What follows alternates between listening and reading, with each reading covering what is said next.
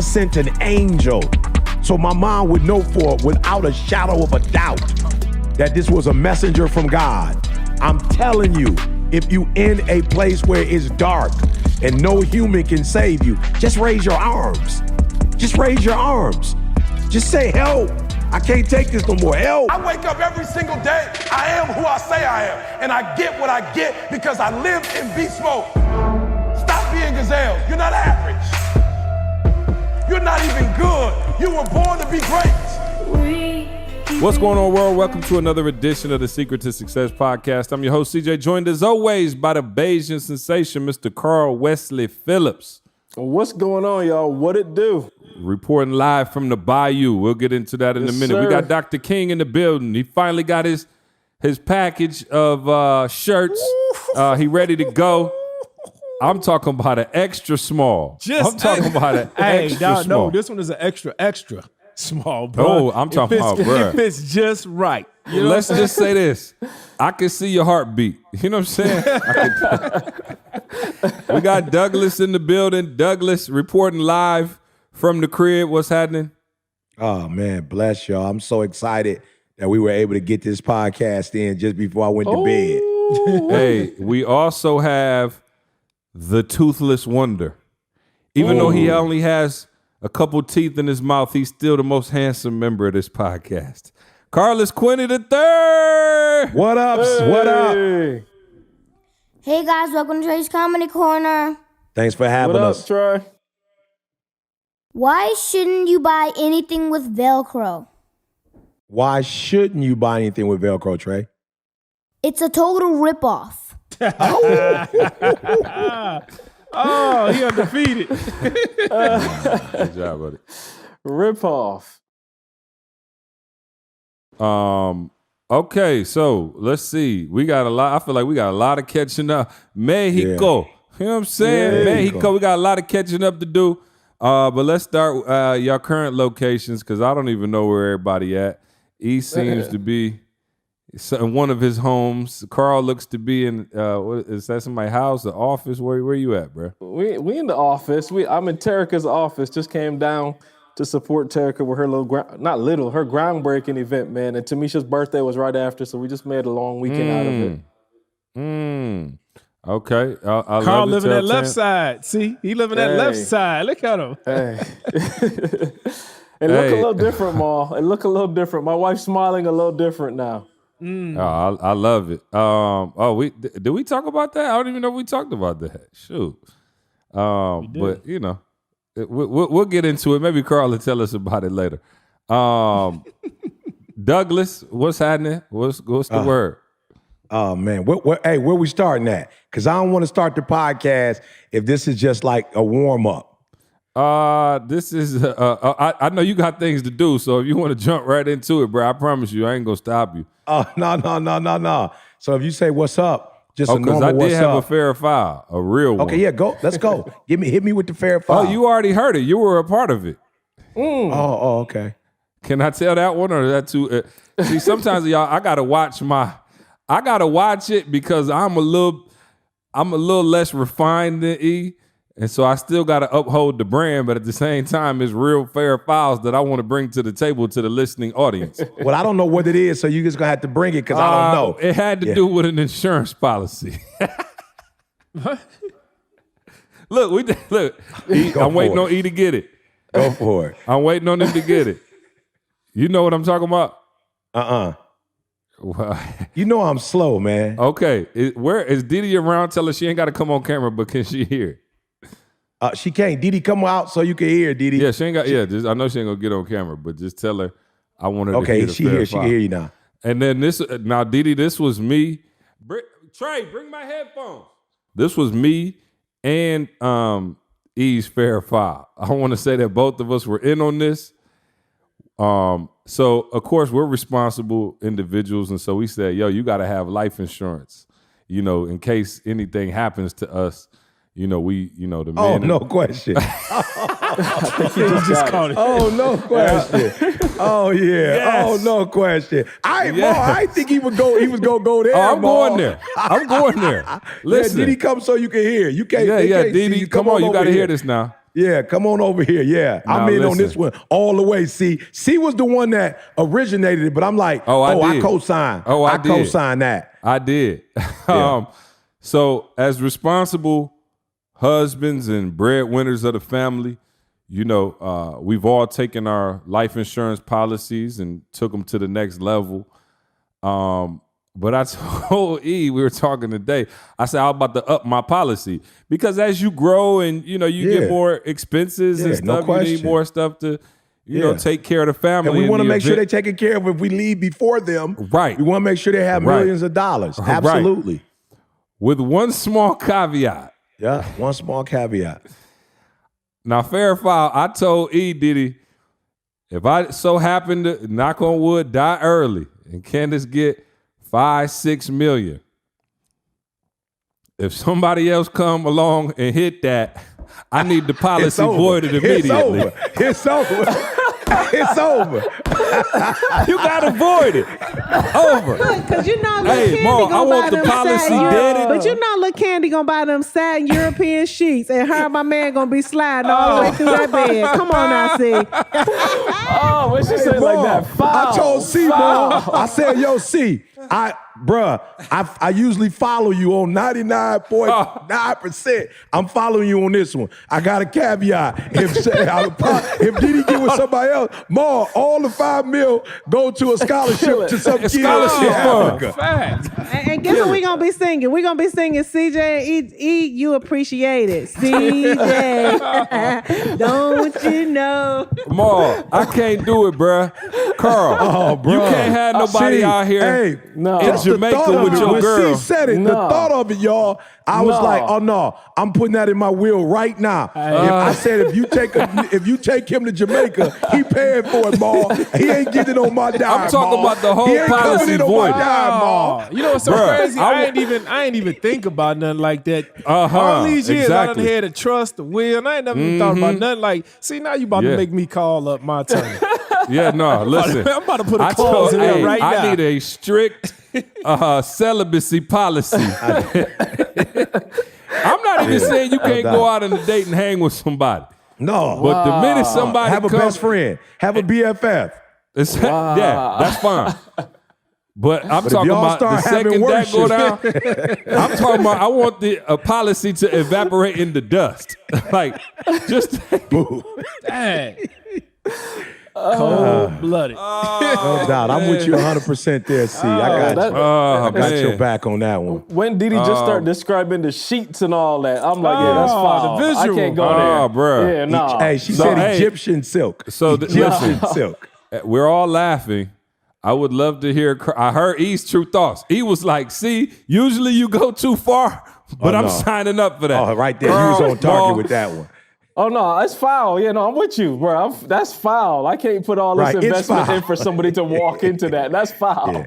Yeah. No, sir. Bro, you just financing a whole sexcapade. You know what I'm saying? All this work. No. Yeah. Maul, you good? Oh, I've already sent Damon a text message, bro. It's already done deal. So y'all can have fun. Hey, I ain't even against the fun. Y'all can have fun, but you just ain't gonna have it on my account. No. You know what I'm saying? That 9 to 5 million there, man. That boy was my man. Be sitting there trying to wear my hats, and all type of stuff, man. Be up on the podcast. Oh no, that ain't happening. He got more tight shirts on. Working out on your equipment in my the gym. Don't do the gym. Come on, man. You know what? He's swimming in your swimming pool with his birthday suit on. Let me tell you something, bro. My gym is more sacred than almost any room in this house. Now you can't be in my gym. That's that. Come on. He off in your gym, Ma. Fam, if he in your gym, dog, and you paying, dog. Cap. And I ain't never said that before, Ma. But I'm saying it today. Cap. Bro, that is put the cap horrible. on that policy. Death insurance. You know what I'm saying? I think this might be the first time in the history of the podcast we all agree on a fair foul. That's it. All on something. agree. Facts. That's the first time. Yep. That's the first time. Wow. All right, well, no, I had to get that off to y'all because I was say like, that at the beginning of the podcast, though. You should have said that at the end. Right. Now I can't even Mess up focus. your whole vibe. I'm pissed. look, all the fellas in the world out there now calling their attorney and like, yo, I got to put, you know what I'm saying? I got to put that in there. No, I'm sorry, yo, I'm petty. And even from the grave, I want you to know that this is it. You just chose. If I die too early, you chose wrong. You just hold out till we both meet Jesus. What would the name of that clause be? See, you know what I'm saying? Hold up. Okay, my bad. Yeah, hold out till we both meet. I said, Jesus. what would the name of that clause be that you would put in your insurance policy? What would you call it? He called it the virginity clause earlier. But maybe celibacy would be the more accurate term. No, bro. No, I want you to go back to all the way to the beginning before you. Yes. Did he say meanwhile? Let's flip the switch. Let's flip the switch. He said meanwhile. That's the next podcast. We'll talk about that one on the next one. Thank y'all for joining the Secret to Success. We'll see you next week. Let's go. All right, man. Well, appreciate y'all sticking with us through some silliness and also some real talk. All right, so that's a nice little topic of conversation y'all can have with y'all family. All right, E, I'm sorry for wasting your time. I know it's late. We usually don't do the podcast this late, but I feel like the energy's better when we go in the afternoon. And when everybody get up. Yeah, exactly. So go for it. I'm sorry. I didn't mean to cut you off. No. I want Didi to come here for a quick second. I'm going to have her. Of course, she said she ain't going to get on camera, but I just want to, we talked about Mexico, man, and we didn't get a chance to talk about it yet. Of course, we were there, but I kind of want, I want for you guys, like your highlights, your highlight. But for me, man, it was, Amal always talk about living on the left side, and I'll get back to actually Mexico in a minute. But I want to talk about, everybody knows by now that Orlando, I did my first gig ever. Like in the year, seemed like Carl and forever. I hadn't done a gig since March of 2020. Right. So this was my first one. And so Didi was like, you know what? We both agreed, like instead of leaving Mexico and going to Detroit, or Michigan, and then flying back to Orlando, we're like, let's just go Sunday. And I was like, bet, but Didi was like, look, we taking a vacation from the vacation, but she was like, look, you're not doing that flight attendant mess. Like, you ain't calling people, telling you there, you ain't hanging out. She was like, yo, the conference was fire, but you had to speak, I did a few things, you know what I'm saying? She just like, y'all had to do the podcast, whatever. So she's like, we didn't get our time. Mm-hmm. So I was tripping more because I was like, wow, what a blessing to be able to take a vacation from or a vacation from the trip. You know what I'm saying? And so for me, man, it was it was a blessing. And so Didi actually went 2 weeks. She was like, watch how you say that. But she went 2 weeks without having to clean up or, do anything. She was, but and again, and I saw a difference, Maul, Carl, I saw a difference, bruh, with us having the butler in Mexico, us, room service when we got back, and we didn't have a schedule when we got, to Orlando. So I'm gonna let Didi say something real quick, but she was just saying how good of a trip it was and kind of just breaking down like, man, why it was what it was. But for me, I think it was the trip, it was a trip after the trip, man. I'm gonna try to do that every year. I'm gonna try to schedule, a trip, what I'm saying, after we finish a major, trip like that. So D, just talk about, for you, Mexico, the experience either in Mexico, what you loved about it, or either, the trip to Orlando. Oh, yeah, no, both trips were phenomenal. And reason being is because we literally got a chance to leave all of our cares and worries behind. It's just like, oftentimes you wonder why, you don't get grown man gifts, and you don't get grown man gifts. All right, now, because people are stressed out. People are tired. People, there's a lot of responsibility. Between love and life. Like I saw Camille looked like she wasn't even walking no more. It looked like Camille was floating or flying. Hey, that's what I'm she was looking like. Yeah, she didn't release them gifts. Hey, Didi, if that's how you saw her in Mexico, then you definitely should have saw her in Guatemala.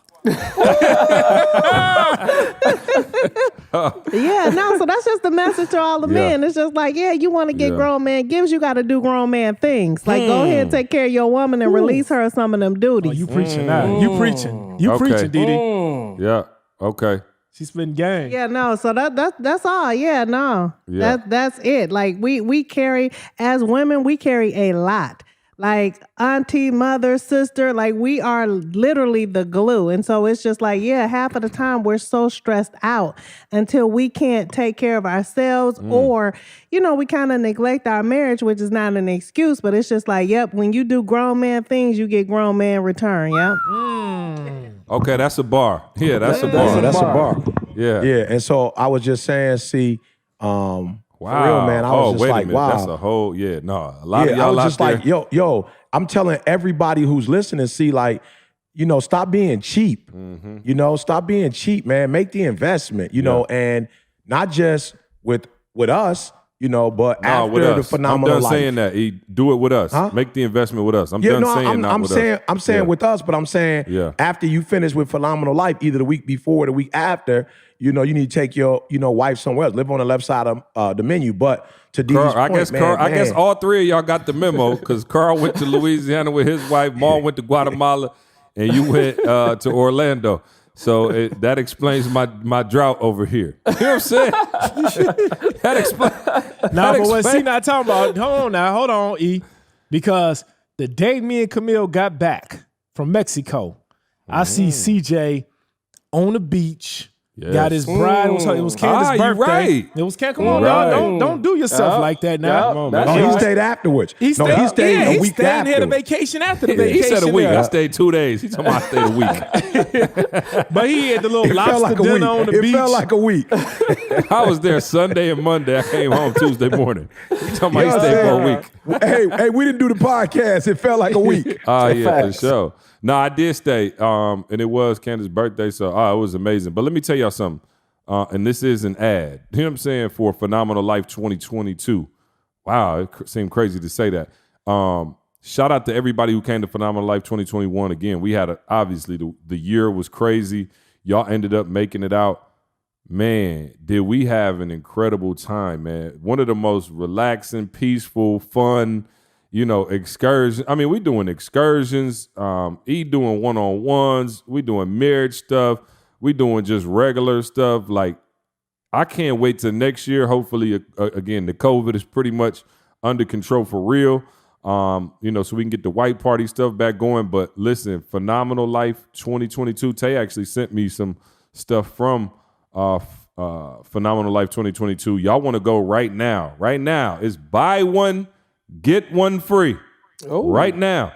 So you and your homie, you and whoever, you get one room, 2 of y'all can go. All right, so it's half the price. Phenomenal Life 2022. We're going to Punta Cana, May 25th to April 2nd. Can we go back to Mexico? Shoot, April I want to go back. No, wait. April 20. What did I? Okay, I'm sorry. Yeah, it's like April 25th, May 2nd. Yeah. April 25th to May 2nd. So sorry about that. It's always when does over that Candace's deal birthday, end, which see? is dope. You said what? When does that deal? I want people to hear when that deal ends. I know that ain't gonna last forever. That buy one get she one. didn't put it here, but it says buy one and bring a person for free. So I don't know when that goes up, but I can tell you this: the platinum VIPs are already gone. There's another. That's the package. You know what I'm saying? Where you get a little extra ET in your life. The next one, the junior platinum package, is me, Carl, and Maul. Hey, and so no that's doubt. not surprisingly, that one's still available. You know what I'm saying? Hey, see, but you got to know what? That package got to go along with the junior suite. You know what I'm saying? Oh, The yeah, junior for suite sure. stay in. That's Oh yeah, like no that. question. Junior I like platinum, that. junior I sweet. like that. Let me ask Ida. So Ida, Didi buy all your packages because it sounds like you doing grown man stuff now. So did she buy all your time? I gotta check with Tay to make She sure. bought that package a long time ago, Carl. Yeah. I gotta check with Didi on that. But what I will say this though, man, like for real, you heard it from my wife's mouth. Yeah. You ain't hear it from me. You heard it from my wife, bro. Like our spouses, they want to. And you know what's so funny about D? She would have never Like she ain't never on, let's go on a week's vacation, let's whatever. Like she said, she in that mother mode, that wife mode, mother mode first, you know what I'm saying? Grind mode, you know what I'm saying? Work at the church, first lady mode. Yeah. But she loved the trip, Ma. Yeah. But she not gonna say she wanted. And then I had to do the one in Orlando because at first she was like, how much money we gonna have to spend? I was like, yo, they gonna bless us because I gotta speak. So I only gotta pay for a night or so. So she's like, all right, but love not having to get up. Love going shopping. We went shopping. Love getting up every day, going to the gym. Yeah. We worked out together. Yeah. Man, I'm telling y'all, man, like when you go to these resorts, they got a nice gym. You and your bride, you know what I'm saying? You and your bride can get up and go work out. I think Carl was on the beach in the morning, hitting the ocean a couple times. Like, y'all, it is it's like paradise. It reminds me, Ma, I'm going to tell my age, Ma, they play. Boy. You know what I'm saying? They play. Let's go. You know, it reminds me, man, of that, the Love Boat, Boat tattoo. you know. And so, man, I'm telling y'all, the excursions. Carl, put this pic up for me. I'm going to send it to you. Put this in for me. But Carl, myself, Tamisha, Didi, and Tommy, we did the, the ATVs, Carl? ATVs, yep. The ATVs, Didi drove. Bruh, she was trying to keep up with Carl and that. I want y'all to see some of the video clips of that. When she got off, you could just see she was radiating, bro, just glowing. And then we hit, the water, you know, she did her thing. And so I'm telling y'all, man. What we'll do is, Carl, if we could, we'll send y'all some pics and weave them into this portion right here. Just like, man, we did some crazy adventure type stuff, man. It was awesome. Yeah.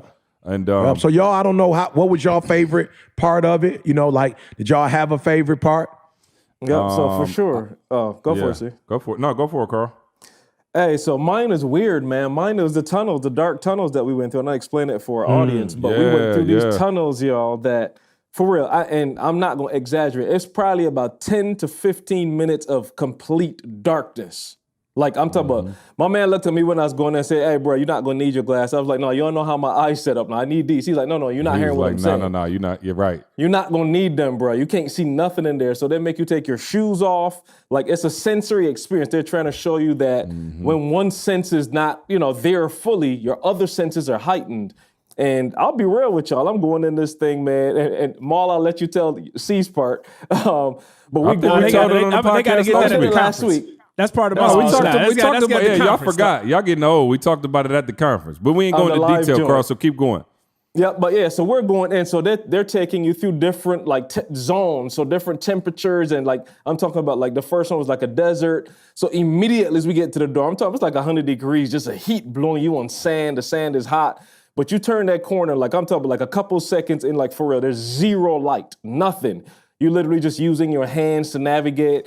They're pumping sounds and you're hearing animals and all that. Then you go into a rainforest area. You can feel spray on you, the water on you.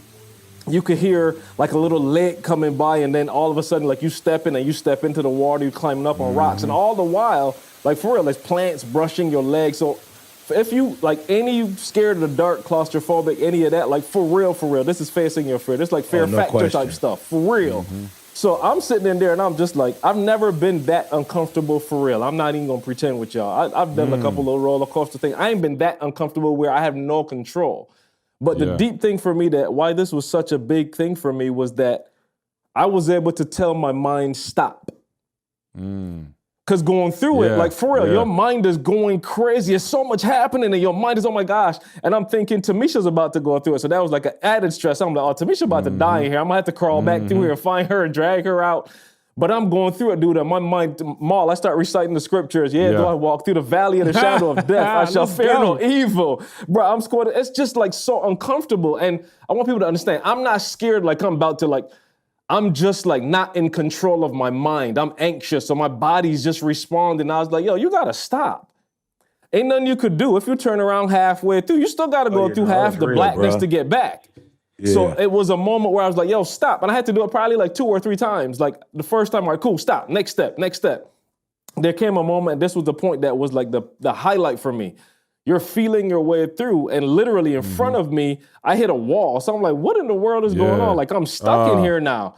Oh my gosh. So I'm like, yo, what's You gotta go under this joint. And it's probably like you gotta crouch down and go under this little tunnel, whatever it is. And I'm telling y'all, that I don't know that was claustrophobic. That threw me. That threw me.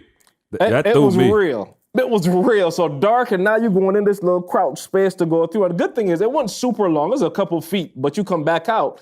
But like that moment, of like being able to go through that and the way they set it up, like you could see I'm talking about like a flicker of light, probably a good 3 minutes before you get to the end. And it's just like, yo, keep walking, just take the next step. And it was so huge for me. Like I walked out of that like, yo, this life. Like you go through, you wake up in a day, you have no idea what's going on. A lot of people are scared of it. But for me, it's like, yo, take the next step. Whether you go forward or backward, it's still dark. You just keep going, like just go forward, take the next step. And the last thing, barefooted was important, see, because, and y'all could talk about it, but I'm literally using my toes to feel, oh, that's a rock. Okay, cool. That's a steady rock. Or I can plant my foot here. Good. Yeah. Next step. So just moving through that process, man, was something that I think like freed me. It was unbelievable. Yeah, it freed me. It was mentally. unbelievable, bro. Yeah, I'm gonna be real with you, Carl. I can't tell you the last time I remember as an adult being in the dark, going like through a maze. You know what I'm saying?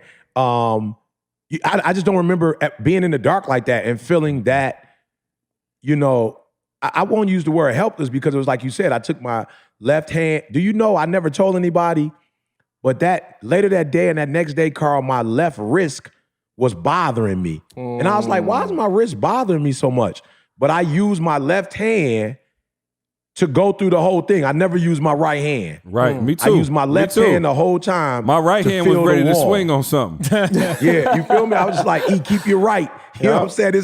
It's all you got is your good right hand. You know what I'm saying? But Carl, there was a time where I just was like, yo, bro, relax and have fun with this. Like, just enjoy it. Like, it is what it is. It's dark, and they throw the water on you. The water got me. It's like they hit the hot water on you, the cold water on you out of nowhere. And like you said, now, the cool thing is the wall must have been 6 feet because I ain't really get that experience. He walked straight up under. You know what I'm saying, Ma? You know what I'm saying, Ma? Hey, Ma. You just cleared it at just 5, a little bit, 6. Ma. Yeah. I had to go down a little bit more, but it wasn't like I didn't hit my head or nothing like that. Yeah. It just, I felt it. When I had my hand, I just felt, because I got the hat on, I felt just a little something, and I bent down. But Carl, I kept saying to myself, stop wondering how far you have to go. Because that's what was bothering me. Like, it wasn't really nothing wrong with the hookup, but it was like, how long you got? How long you got? And I was like, yo, enjoy the journey, bruh. Just enjoy it. You know what I'm saying? Like, you know you're going to get out. Like, C was next to me, so I ain't hear him screaming and hollering. Right. So I was like, oh, I'm good. I don't hear Carl screaming and hollering, so I can't it must say be I didn't good. hear C screaming and hollering. Okay. Hey, that's maybe why I was a little ahead of C. I'm going to start mine off with saying, you got to be careful who you hang with. All right? You got to be careful who to the left and the right of you. Because sometimes you can hear a voice, and that voice, your mind could be on something totally different, but that voice will make you start feeling things and hearing things that you don't even hear. Well, sometimes it's the voice of reasoning. Let me tell you something, E. The second we walked in the cave, you and Carl went first. And then it was C. Yeah, me and Carl went first. And then it was C turn. And then C walks in, and I was like, oh, okay, we good. We gravy. Soon as C walked in, I walked in. And I'm in the cave. And then all of a sudden, I heard C just say, oh, man, it's hot in here. I can't do this. And then I said, what? And you know, I only got one real good ear, but I heard that Right. Man, I go ahead and I turn around and I heard C voice sound like it was getting further back to the starting point. So he went out, so I turned around and I ran back out the cave. And I said, man, if my dog, you know, me and C, we both play football. This is my dog. So if it's something that C don't feel comfortable, C already, look, me and C have been in the most dangerous situations together. I ain't gonna get into detail. But so I know how he get down. So I'm like, if he feeling some heat, struggling. I need to get up out of here before I pass out. You know, I've passed out a couple times in my life. And when we was walking through that thing, man, you know, I don't know if you remember, CJ noticed, I had LASIK surgery on my eyes, right? Yeah, Yeah, I remember that. And for extra $500 an eye, they gave me night vision. All right, so see, just think it's cap, but it's really because I work midnights. I'm not even joking right now. I work vision, midnight. RoboCop, So they put these, RoboCop mall. well, it takes the glare out, and it enhances. So it's kind of like having HD vision. Wow. So you could see in the cave? Yeah, a little bit. Yeah, I could in the beginning. But let me show you something. Wow. That's why I keep telling you, you cannot depend on your eyesight in life. Because of my eyesight, that's when I hear my eyes open, that's what made me turn around and start back in the beginning point. I went through that cave for about 10 or 15 minutes with my eyes open. I wasn't feeling around. I wasn't depending on no sensory like Carl was talking about. I was depending on my expensive night vision. Sight. And messed around and turned right back around. I went through this whole cave and I seen daylight and I went to the light. And next thing I know, I was right. I was like, I finished. I was What y'all still doing here? I was like, so I thought it was a joke. I thought it was cap. I'm like, I'm right back at the starting point. And then the guy was like, no, you can't turn around. So I didn't turn around. I was going forward. And then the second time I just closed my eyes and I kept going. But then this was the time period when I closed my eyes that I visualized something totally different. I was visualizing me on the beach. I was visualizing, we walked through that water. It was like the water at the beach. I was visualizing the sun and the sand, And so that's why, and I was saying that at the conference, like, guys, when you're going through things in life, like, what do you see? When you close your eyes and you're going through something, what image do you see? And I think that's so important. Some people, I saw better with my eyes closed than I did when my eyes were open. Yep. Because when my eyes were closed, I was able to control my environment. I was able to control what I saw. When I heard that bear, I was picturing the little cuddly looking bear. When the water, I wasn't picturing some old mud water. I was picturing the nice water at the beach. So it's just amazing just how you can close your eyes and come up with different images. But it's so crazy is that, a couple days later, Camille and I left Mexico and we went to Guatemala, right? Left side of the menu, right? We went to Guatemala to have another vacation. And in Guatemala, I had to depend on, I wish that I was in that cave. That's how hard this thing was. We walked up a volcano. And I showed pictures. I FaceTimed them actually up at the top of the volcano. But go to YouTube. We'll put the pictures in there. Yeah, so we walked up a volcano. Man, this is what you call a close-up on the lava. This is what you call a close-up. And this volcano comes... I thought it was cap. Maul was like, it's a live volcano. I was like, bruh, you ain't walking up no volcano.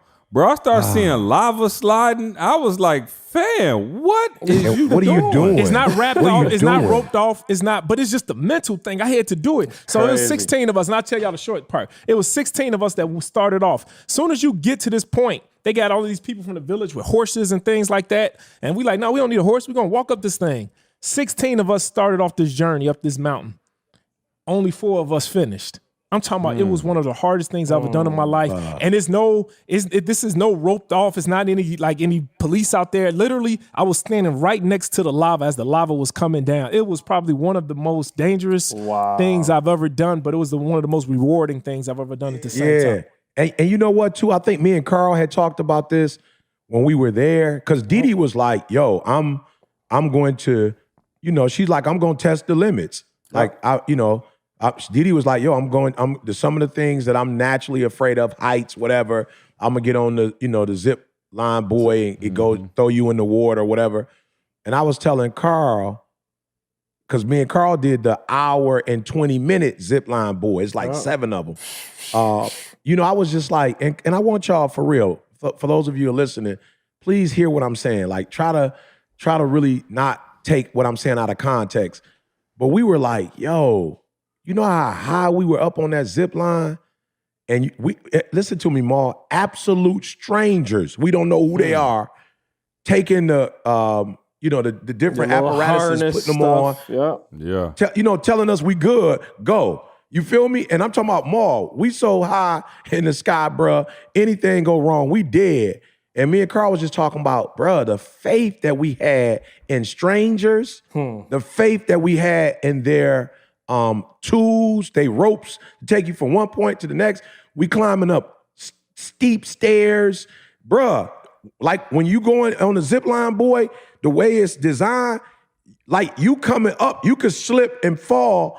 Like literally, like if you trip when you go up there, you just going down. It's like a little small, like bruh, Winding it's not staircase. Yep. Oh yeah. Bruh. And so what I'm saying is like, yo, we had all that faith to walk in this man-made cave in the dark by ourselves. You know, they didn't split us up. We ain't even together where we can like, but yet, Ma, we have little to no faith in ourselves. We have little or no faith, man, in our endeavors. But we would I told Didi, I was like, man, we flew from doggone, you know how many miles we flew in the air to get to Cancun, and then we drove an hour. We don't even know who these people are. Don't even know the pilot name. We don't know. We just assume they taking us where they say they taking us. Bruh, all of this faith for a vacation, some excursions, but yet you have the audacity when it comes to your own gifts and talents and abilities. You scared. You playing it safe. Like, yo, it doesn't make sense. So all I'm saying is, think about Maul walking up this volcano. I'm like, have Maul lost his mind? I still got properties I'm recording on Maul for. He done lost his rabbit mind. Like, what are you doing? Why are you playing these games? As Didi say, why are you playing these reindeer games? Like, what are you doing? Rudolph? You know what I'm saying? But yet he went up that a real volcano. You know what I'm saying? That could have just, I'm talking about, blew his whole little side, his left side of the menu off, you know? But we take these risks, we take these chances, and I'm not suggesting that we don't, but I'm saying people have died, Carl, on Ferris wheels. Yeah. People have died. Wow. Can y'all see it? Wow. My Wi-Fi. Yeah, I see it. Hey, I don't have home court advantage, so I'm not sure yet. So we good. The Wi-Fi can is see it. it's Yeah. doing its Yeah, thing. that's all- Yeah, that's all smoke, lava, Carl. just- I mean- I'm seeing smoke, Ma. Yeah. My man behind, he got his eyes closed. That's Man, crazy. It was when I say So yeah, Ma, I'm just saying the same faith, whatever is the greatest amount of faith you've exercised on a plane, doggone it, Greyhound. If you took the Greyhound long distance, whatever is the During greatest COVID. amount of faith You know what I'm you've saying? ever During COVID. used, use that faith on yourself. Use that faith on your family. Use that faith on your business. Like stop being afraid of you and your life and your abilities, but yet you're going to put trust in a pilot you don't know 30,000, 35,000 feet. You know what I'm saying? During COVID. Above ground. You know what I'm saying? Huh? During COVID. During COVID, bruh. I mean, hey, Ma, they told us specifically, you get tested with COVID, you up off in this joint for a minute. You ain't going home for 2 weeks. Yep. And we still took a chance, Ma. And listen to me, there are people who test positive, for real. There are people who don't test negative, and they end up staying for 2 weeks. So I'm just saying, man, I don't want to sound corny, but for the love of God and for the rest of your life, bet on you, man. Yeah. Bet on you. Stop betting on other people and trusting other people. Bet on you. Hey, E, you know what's so crazy, man? And I'm sitting here trying to compare the two. When we went through the cave, I ain't even gonna lie, I wasn't gonna tell C at the time, but I was kind of nervous. You know what I'm saying? Like nervous. Yeah. I wasn't fearful. You should have But I was been. just nervous, like not knowing what to expect and stuff like that. You know, Yep. just like Yep. what's going on? But that same, like we knew that this was a man-made thing. They want you to get an experience, right? Yep. And they were giving you an experience. So you knew that you really wasn't gonna die. Like you knew this. You knew that I'm gonna go through this thing. They're gonna try to scare me maybe. I'm not gonna really die though. It's not real. But I was more fearful with that doggone man-made experience, knowing that I wasn't gonna die, than I was going up a real volcano with lava spitting out. I'm talking about, we literally, I was less than 10 feet. I got a video, and Carl, I can send you the video where I'm talking and the lava is going right by me, less than 8 to 10 feet away from me. And the lava just literally, what Camille was like, all right, Jamal, you getting crazy now, like literally. And I just was like, I gotta do this. Thank you, Camille. Yeah, I was just like, man, I gotta do this because I gotta overcome the feel. Like this is real life. Like you could really, you could fall down that bad fella. You could really die. And it was just amazing though. You know, sometimes you gotta just get over you and get over your fears. And I think that's big with me. I like doing things where I gotta, and I ain't gonna do it again, but I gotta just overcome that. Yeah, please don't. No doubt. Hey, and if you do more, I can't, bruh, I'm gonna have to let Camille would be in her right to have worship with somebody else. Yeah, You know what I'm saying? stupid You gonna foolishness do like some dumb that. stuff like Exactly. that. You know what I'm saying, You Paul? avoid You the gotta go war do some tea. dumb stuff like that and take your life on a volcano. That's premature Yeah, death. yeah. I'm gonna help Camille with the worship. I'm gonna say, Camille, I'm gonna Your, go to Chicago, your find you policy is another still going to Jamal. be valid. Right. Yeah. I'm like, Camille, my man was dumb for that. He had no right to go up that volcano and lose his life. Well, yeah. So don't do that again, I Mark, got you. please. Nah, it's a wrap. I think of something But different. no, that's a real thing. E. So I mean, obviously, you know, when people ask us about, you know, we obviously bring this more to practical, real life stuff right now. But when people ask us about quitting our job, you know what I mean? Like, yo, we literally left the university, and obviously, again, there's fear there, there's anxiety there. Yeah. Talk about doing it anyway. I think that's the thing that's crazy is like, yo, when I went in that cave and I got hit with that heat wave, I was like, okay, I'm not comfortable, but I did it anyway. You know what I mean? And so I think people think I gotta feel great about it in order to do it. Does that make sense what I'm trying to say? Yeah, no question. Like people like, yo, I gotta be in the mood. All the situations and circumstances gotta be perfect in order to do it. Then I'll do it. Yeah. So talk about doing it anyway. Like I think people like Maul. You heard Maul. It's not that I'm just the bravest person in the world. I'm gonna go do this. I did it anyway, in spite of the fear and anxiety. Yeah, well, hey, I'll say this, and this could just be, you know, the pilot in me, but I feel a lot more comfortable. You know, now I ain't going to volcano, but if Maul was going on a volcano, I probably would have went with him. You know, when we walked in that, you know, those caves, and then, hey, I ain't gonna say no names, but let me just say, it was more than just me and Carl that went to the zip line. Okay, let me just say that. It was just more than me and Carl, but me and Carl was the only two that actually got on it. And can I be real? I was like, I'm going by myself if I have to.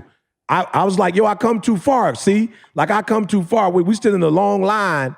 You know what I'm saying? 45-minute line. First of all, I'm pissed at them because we could have got in and been about 10 minutes. They sitting around chilling. So I'm literally a group, like a huge group, end up getting in front of us. So we end up having to wait. And I was like, I'm doing it anyway. And I saw Carl like, oh no, I ain't gonna let E go on the solo. I'm gonna go with him, right? Because everybody was like, yo, first they was like, we'll do it if it's one. But they was like, nope, you can't do one. You got to do all 7. Yeah. Like they was like, you can't do one. And it was like, what? They was like, yeah, because if you do one, it's going to, like, literally, see, we could see ourselves going over the freeway. Bruh. You feel me? Like, that's how high and far we went, bro. Oh, I did it we before. went over Yeah, the I did cars, it. bro. So it was like, if you would have got on that one and had to walk, you'd have been walking, bro. I'm talking about like a 2-3 mile walk to get back to the resort. You feel me? And so I think sometimes if you with the right crew, it makes it easier to do it anyway. You know what I'm saying? Like when you got the right team, you know, so y'all got to understand when we quit, listen to what I said, when we quit, it was we. So it was a lot easier when it was like, all right, what we gonna do? You know what I'm saying? Like, how we gonna get out of this? So that'd be the first thing I would say. I felt very confident because I wasn't going into the war alone. I wasn't going into the dark cave alone. And y'all might think I'm playing, but as soon as I got out the cave, I was looking to my right. No, Same. I was looking to my right because I went into the far left one, like the first one you could go to on the left. So it was no more after me. So as soon as I came out, I looked. And as soon as I came out, I ain't really know where I was, what was going on, but I saw C in front of me. I was like, oh, we cooking with grease. Nah, C out that joker. I'm like, we good. I made it out. I'm on it. I don't even know if Marvin, C could have been in the wrong spot. I don't know, but it was like, okay, 2 of us in the wrong spot. Facts. So I saw C and start booking, start running. Then I saw Tamisha, saw me running. And Tamisha was like, oh, there go E. E, hold up. I was like, what you doing? I was like, C right in front of us. She's like, where's Ma? I was like, I don't know. I'm not. Ma was back at the 100% sure. starting line.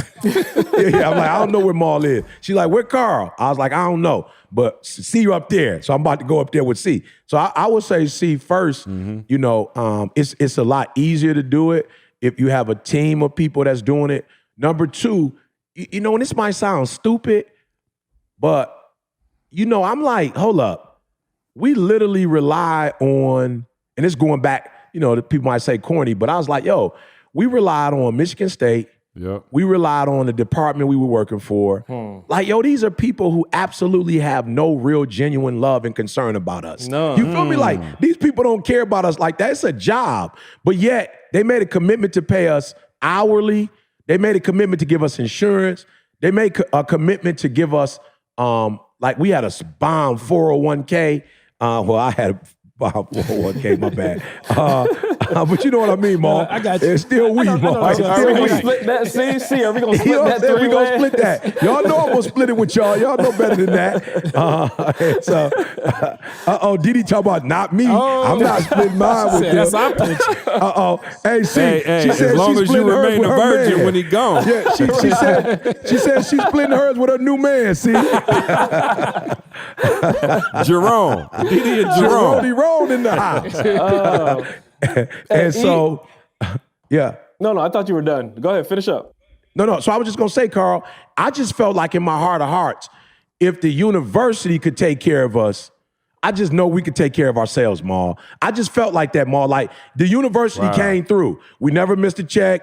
They made sure the health insurance, I ain't never had no problems with my health insurance. I never had a problem. They doubled whatever I gave with the 401k. So I just felt like, yo, if they could do that for us. Man, you so right, dog. I'm sitting here thinking, I had a homie who called me a while ago, and he was talking about his girl worked for a company for, I think she was there 16 years.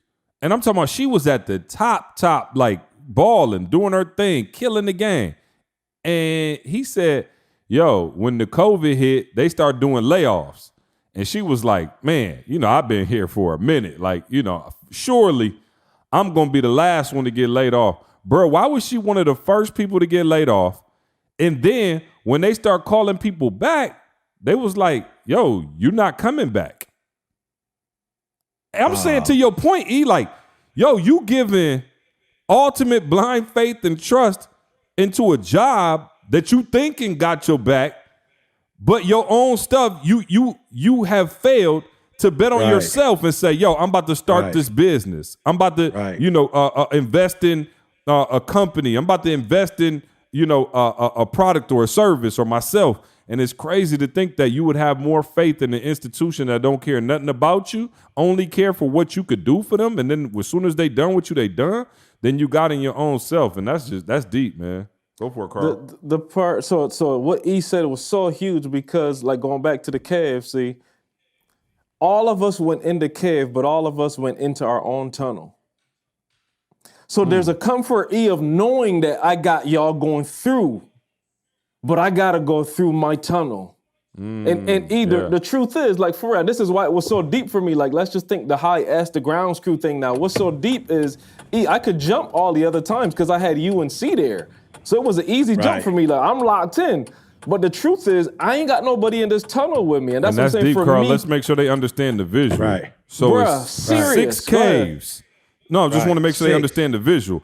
We all got there, thought we were going together. Like, we all just about to walk through this big tunnel together. And they like, nah. You got your own cave. Y'all gonna go at the same time. But you can't hear nobody. You can't communicate nothing. Nope. So I want people to, for real, and again, when I tell y'all the cave is life, like we ain't talking about no doggone cave. So again, I could hold on to C and they could drag me so far, but I have a cave that I have to go through. It ain't no way around it. I have to go through it. So the deep part that you just said, E, is the first thing you do when you got out, and that just speaks to who you are as a person, is you looked around for all the people that you knew went in the cave with you.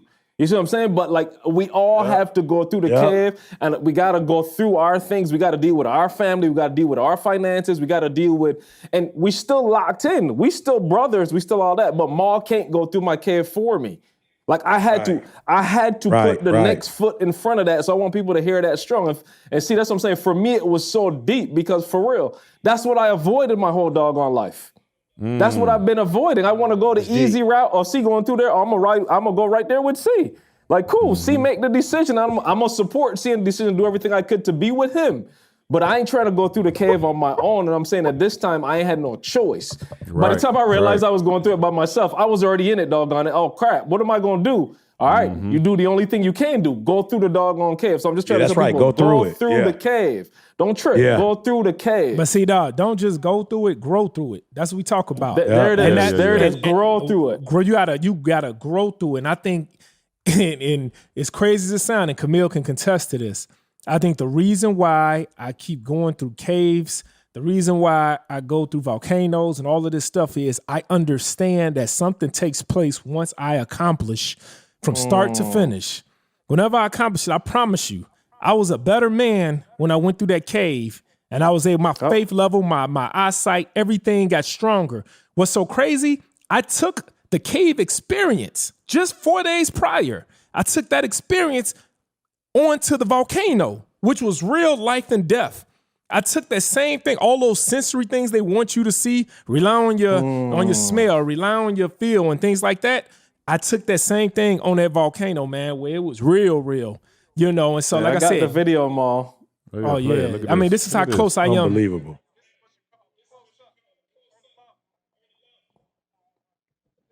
Wow. That's crazy.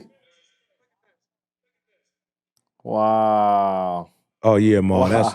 I mean, I'm you playing can it feel. again. So y'all remember we was going through the cave and you felt that man-made heat they had coming out at you? right. Yeah. That prepared me for this That was real real. heat that came out this volcano here.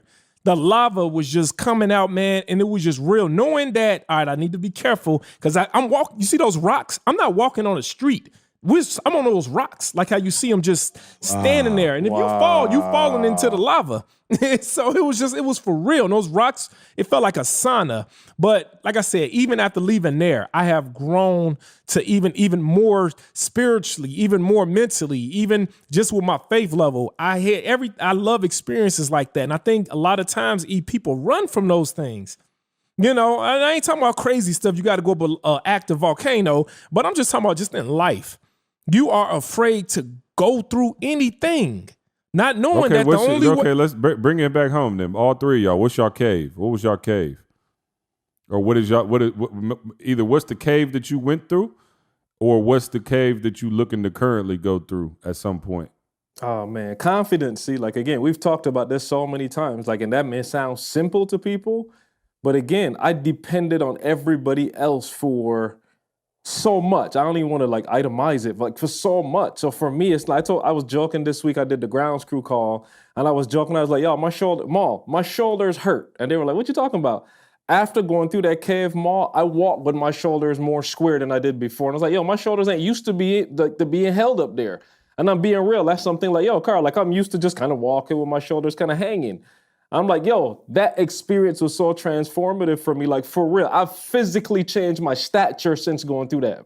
And I can, my shoulders are hurting me, like just from trying to hold them up in a different way now. See, so like real talk, that confidence of stepping out, bro, I can't even say it's an analogy. It's so parallel. It's like the exact same thing. The process of going through that. And now like, even as I've started Solo Creator Pro, all that kind of stuff, like I'm still doing it like, man, now I'm just like, no, I am. Like I'm saying, and that's after going through that. So all the stuff that I'm doing now, it's like a different feeling after experiencing that and seeing myself go through that cave. It's like, yo, it makes sense now. Let's go. E, what's your cave? Yeah, I think to Maul's point, Maul, you talked about, the volcanoes and, just the different things, and I think for me, there was a cave for me of trying to compete and then dominate in arenas where I didn't necessarily feel like they were naturally, a part of my experience, so corporate being one, and saying like, yo, I'm not from, that corporate space, I'm not familiar with, let's say maybe, like the white collar world, white collar experience. I don't have some of the, credentials or, the experiences. You know what I'm saying? I don't have the examples, but I'm going to go into a lane that is new to me, and I'm going to compete in it. Just like, you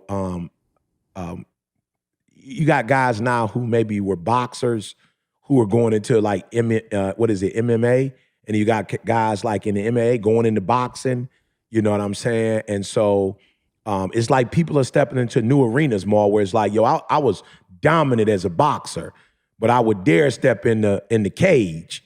You know what I'm saying? But there are people from the cage going like, yo, I'm more of a, jiu-jitsu, whatever, but I got to go in here and box. I can't use that skill set. It's like, I just got to use my hands. And so for me, more, it was like, yo, I'm going into corporate, and the same success I had maybe in churches or schools, or maybe prisons or youth detention centers, it was like, yo, and then I felt like I was judged heavier and there was more at stake, in those corporate arenas. And so that was my cave. And I guess to Carl's point, to some extent, you could call it confidence. And I guess because I had never done it before, I went in it, and I originally didn't have that same dog or tenacity that I had when I did sports, but to your point, Maul, I felt like, you gotta try. You gotta go in here and give it your best effort, put your best foot forward. And I would say, with the help of, C, Carl, I think we did a phenomenal job going into the corporate space and dominating that as well. But I don't know that when C and I first talked, what I'm saying, when we did the Guru story, that we would ever imagine doing, okay, Guru story is gonna be corporate. Like, I don't think we thought that, but that was a space where I was like, yo, E, I know you ain't had no fights in that yet, or you haven't had an opportunity to be in that arena, bro. Go in there and kill it. And like I said, man, I'm proud of what we've done, in that arena. Yep, Maul. Yeah, mine is actually kind of opposite of Carl's. Carl was saying that you were saying you were relying on other people. Is that what you said? With me, I think my cave was, for years, I've only depended on myself. For years, I never did anything if I had to have anybody else involved. For years, I was always, Jamal gonna start and Jamal gonna finish. It's gonna be Jamal. I think that I started to see a difference with Little J. When that was the first thing in my life that I couldn't do for myself. It was the first thing where I had to rely on something outside of me. And what I'm noticing is, now, going through what I went through with Little J for years, not being able to conceive him, have to rely on faith, have to, pray so much and things like that. It actually, I see what God was doing. God knew I would be doing what I'm doing today. But he knew that I couldn't do it by myself. Like, if I didn't go through what I went through with Little J, I don't think that I would be able to sit there and listen to you as much when you was coaching me as far as with speaking. Right. I don't think, Carl, I would have been able to sit there while you was doing the Make Real Estate Real course and really trust that you was going to make it do what it did. I don't think that I would have been able to really sit there, and even receive things even coming from you. And it was crazy because here it is, you the number one motivation speaker in the world, but it was something about me before Little J, before that whole situation where it was just, I was just used to just depending on myself and nobody else. But then that was a cave. Now I see it's something I had to go through. I had to grow through something I had to grow through, because now it's unbelievable how much I'm able to accomplish now, how much we're able to accomplish now. Yeah. I was really keeping myself in a cave. I thought that I was, doing it and I was doing so much, but it's not until I was able to, understand. And because of the example I had with Little J, like, you can't do everything by yourself. There's some things in life you just can't do, and you need help, whether it's help from God, and God helps you through man also. So whether it's help from other people, and the second I was able to go through that cave, man, my life has changed. Because now, I understand, man, that you just can't do everything on your own, Jay. You got to trust, other people too. Yeah. No, that's great, fellas. I guess I'll sum it up real quick for myself. Man, it was like, you got to imagine, like, I'm not going to say, I'm trying to say this correctly. I'm not great. I'm not a wordsmith, but like, I was kind of like the one that the family always looked at, like, yo, you gonna, CJ, you know what I'm saying? Like, I just, always kind of had that energy around, like, you know what I'm saying? Like I might have been captain of the team, president, you know, just I was just always like in that light, you know what I'm saying? I was the outgoing one. I was kind of the one that was looked at as like, yo, he's going to do big things. Like ever since I was little, like not even sports wise, but just like I was telling it was funny, my parents were here and they were telling Candace, like my nickname was Mr. Kindergarten. Like they was just like, yo, there go Mr. Kindergarten. Like that was like my nickname the whole year because it was just like, yo, you was just ready for whatever. And so I would say that my cave and when some place where I was just like, okay, God, this don't make no sense, would just be literally right after we left Michigan State and having everybody look at you like, yo, what are you doing? Like imagine like, yo, here I am, bro. I'm 6'3.5". I'm like the biggest one in my family. I'm outgoing.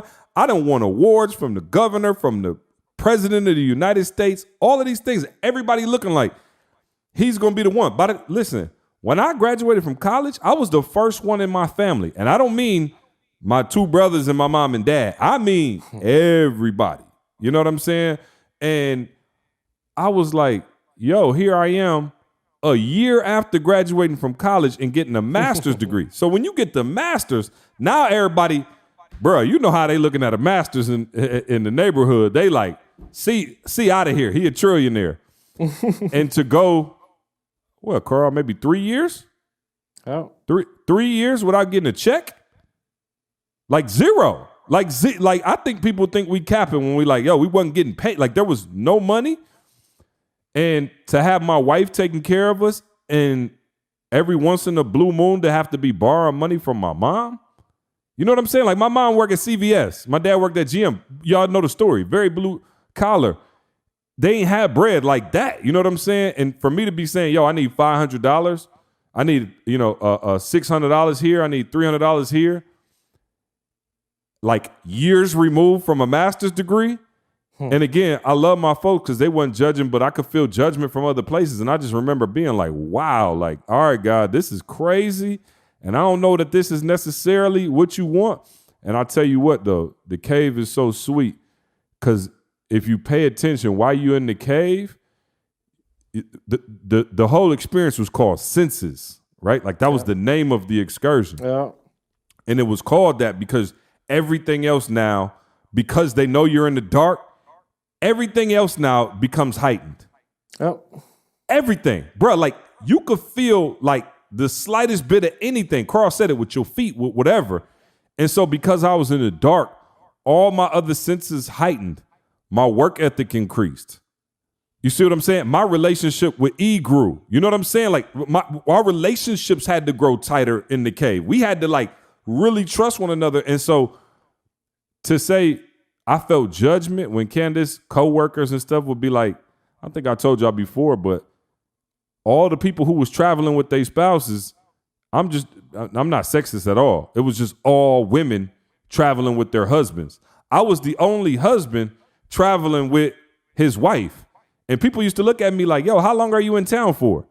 And I'm like, nah, I actually live in the apartment. And they like, what? Like, what do you do for a living? Mind you, this is yeah, COVID. And wasn't nobody working from the crib. Nobody working from the crib, dog. Nobody working from the crib. And so imagine, again, I'm not trying to boost myself up, but I was who everybody thought was going to be. And now I'm here, and so I would say that was my cave. And, I do say this, and I said this the other day. I was speaking and I was like, okay, Amal was there. And I was like, them same people who was kind of sneak dissing and looking crazy when we was in our 20s was the same people asking Candace how she retired at 31 and was like, what do you mean you're retiring? Like, you retiring like you going to get another job? She was like, no, I'm done working. And those same people who judged me in my cave are the same people who had to see me at the mountaintop. You feel me? So it's like, you can't shun your cave experience. And I think that was the crazy thing. And you alluded to it. But when I was in the cave, so what happened was because I was hot and uncomfortable at first, I don't know about y'all, but my initial reaction was like, I'm about to sprint through this joint. Right. But then what I realized is I ain't as short as E. So I might hit my head if I run too fast, right? Like I was, so I was like, I'm talking about like Heisman Trophy through the, I'm out. Right. But to Maul's point, Oh, yeah, he'd have bust your head. yeah, I would have bust my head. But to Maul's point, I slowed down and I said, you know what? I need to enjoy every aspect of this. Not only for what I'm going through right now, so that when I'm in the light, I appreciate it. Yeah. And here's the thing. A lot of y'all right now, you're in the light. You're not even going through nothing. But the fact that you don't even appreciate it like you should, like, I don't know if anybody ever, again, this is COVID time, and so y'all ever been sick or like, you know what I'm saying? Like even a cold or something like that, right? And your nose is stuffed up, you got a headache, you know, you got all this going wrong. Carl know what I'm talking about. And Yes, then sir. do you ever think to yourself when you going through that, you like, man, I should have been so grateful when I had both nostrils working. Yep. Like, yo, I should have been so, like, when my head wasn't hurting and I felt 100% fine, I wasn't even faithful with my 100%. It's like, dog, I should have been working out when I was 100%. I should have been eating right when I was feeling right. And so I think that's where I'm at now is, yo, I'm not in the cave now, but I need to be appreciative of the light, understand that the cave is there, and whether I go through it again or not, I'm going to survive and I'm going to be okay. And I think people get so lost in the cave and they get so scared that they stop moving. So even though Maul ended up right back where he started, he kept moving and went back through it. And eventually he came out on the other side. And a lot of y'all, you just either stop in the cave or you run backwards to where Maul went and was just like, yo, take me around this joint. I'm not going back through it. And you miss a lot of the blessings that, you know, life has to offer when you do that, you know? Hey, and see, you know, no, real quick, I'm gonna share the video of, I got probably a 30-second video of what we saw on the other end of the cave so they can see. I ain't gonna do it now because I'm not sure how my Wi-Fi is working, but I'm gonna make sure we get that video in there so y'all can see the waterfall. I ain't gonna describe it, y'all will see it. But that, and that's life. Like for real, you're going through it and you're in the dark, you're uncomfortable, you're feeling stuff. But if you could just keep going, and let me ask y'all this, and for real, y'all, we didn't even talk about this. Did it feel long when you saw the first flicker of light? Like, didn't it feel long before you actually got to the light, or was that just me? Oh, no, it felt long. Bruh. Bro, I'm looking like, yo, I And see can I the be light. real? Go for it. We probably wasn't in there but a couple seconds. Oh, you lose track of time. There's no such thing as time in there. I don't know if I was in there for 20 minutes or 4. Or not. You know, I'm just saying, I don't know if I was in there for 20 minutes or 4 minutes. But what I'm telling you is, had you cut the light on and we walked through that same thing, it would have seemed so quick. Yeah. Yeah, I'm just saying, it would have seemed so quick. You know what I'm saying? But the fact that it was dark, it seemed longer than what it was. You feel me? And I'm talking to somebody right now. Yeah, y'all podding today. Yeah. Y'all podding today. It's dark. Come on. It's dark. And it seemed longer than, you for real, it's dark. So you don't really know what's in front of you. You don't know how long you got to go. Like, you don't know if it's going to be hot again, cold again, the cold rocks, the hot rocks, the lion roaring, the bear screaming. Like, you don't know. And so, because you don't know, you're making up stuff. You're making up fear. You're making up anxiety. You're telling yourself crazy, stupid stuff. Stop. And C said it earlier. Enjoy the journey. I'm trying to tell y'all, the first part you go through is hot as all get out. You feel the sand. And I too felt the little anxiety on the heat, boy, because I ain't the one. I don't like hot temperature like that. But guess what? I stopped and I said to myself, E, you in here, bro. You in here. You in here. Like, you enjoy it. It don't make sense to go through this excursion and have a terrible time. Like, close your eyes, relax, immerse yourself. I'm telling you, immerse yourself in the cave. If you in the dark, immerse yourself in the dark. Don't be fighting the dark. You feel me? Don't be kicking, scratching, cussing the dark out. Just immerse yourself in it. Keep walking. Remember what I told y'all, small steps, great distances. Now, listen to me. This is an added bonus. I don't know if we shared this with y'all or not.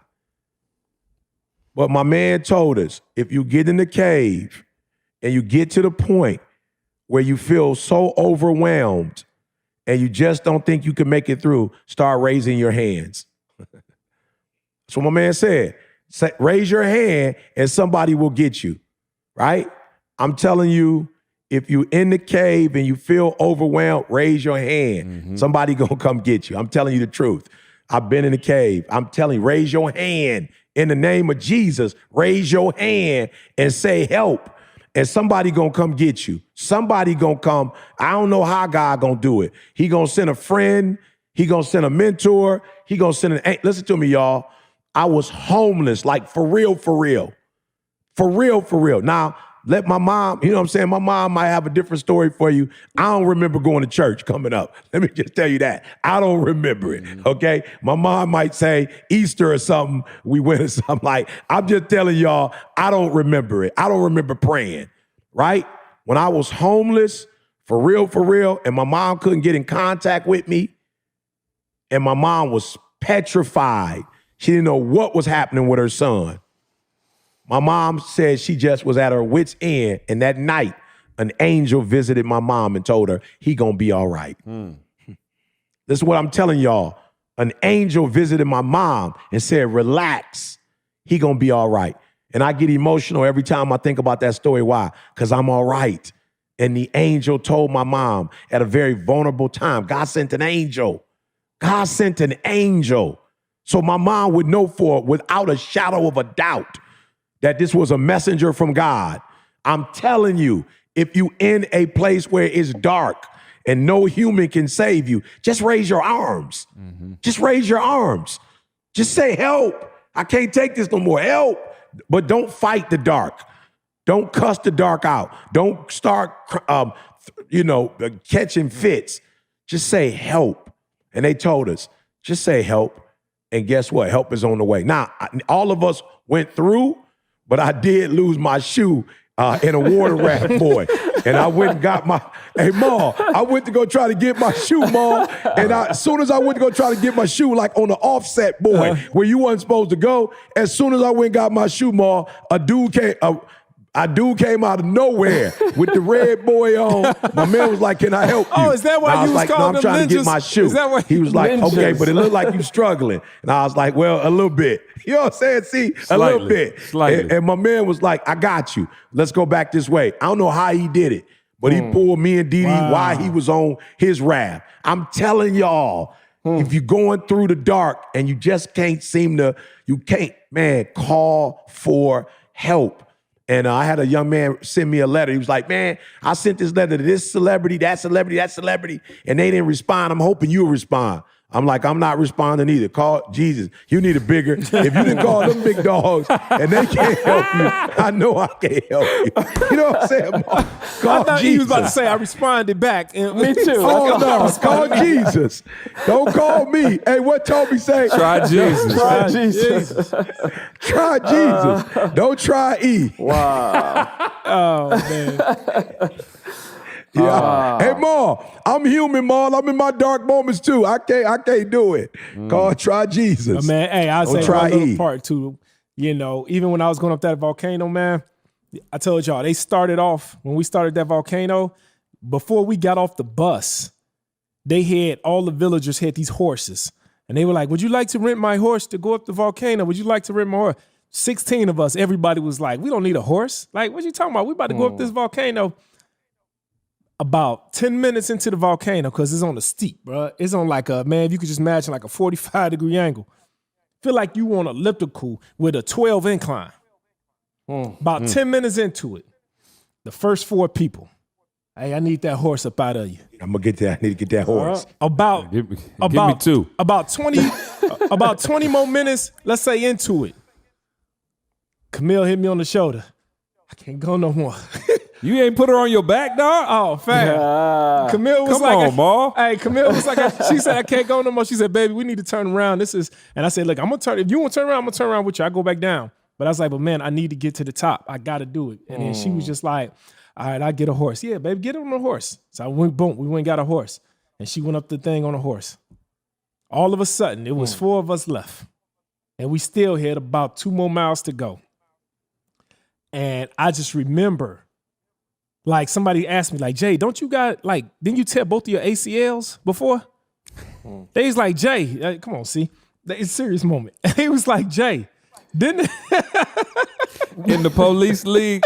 I knew it was coming. E, that's why I just went. I just said, come on, see, go and get it out right now. Oh, man, you got I couldn't help it. I'm sorry. It was right by the rim. like an alley-oop from Chris Paul. It was right by the rim. Hey, man, where you find this guy, man? God, you shouldn't have threw the alley. Oh, he need Jesus. But man, and then they said, somebody else was like, Jay, didn't you say that the doctors told you need to get the hip replaced? Then they said, you're right, you got arthritis in your hip. But yet I was still going, man. But what happened, I wasn't feeling any pain. And the point I'm trying to make is that a lot of times when you go through your cave, right, a lot of your success depends on the preparation beforehand.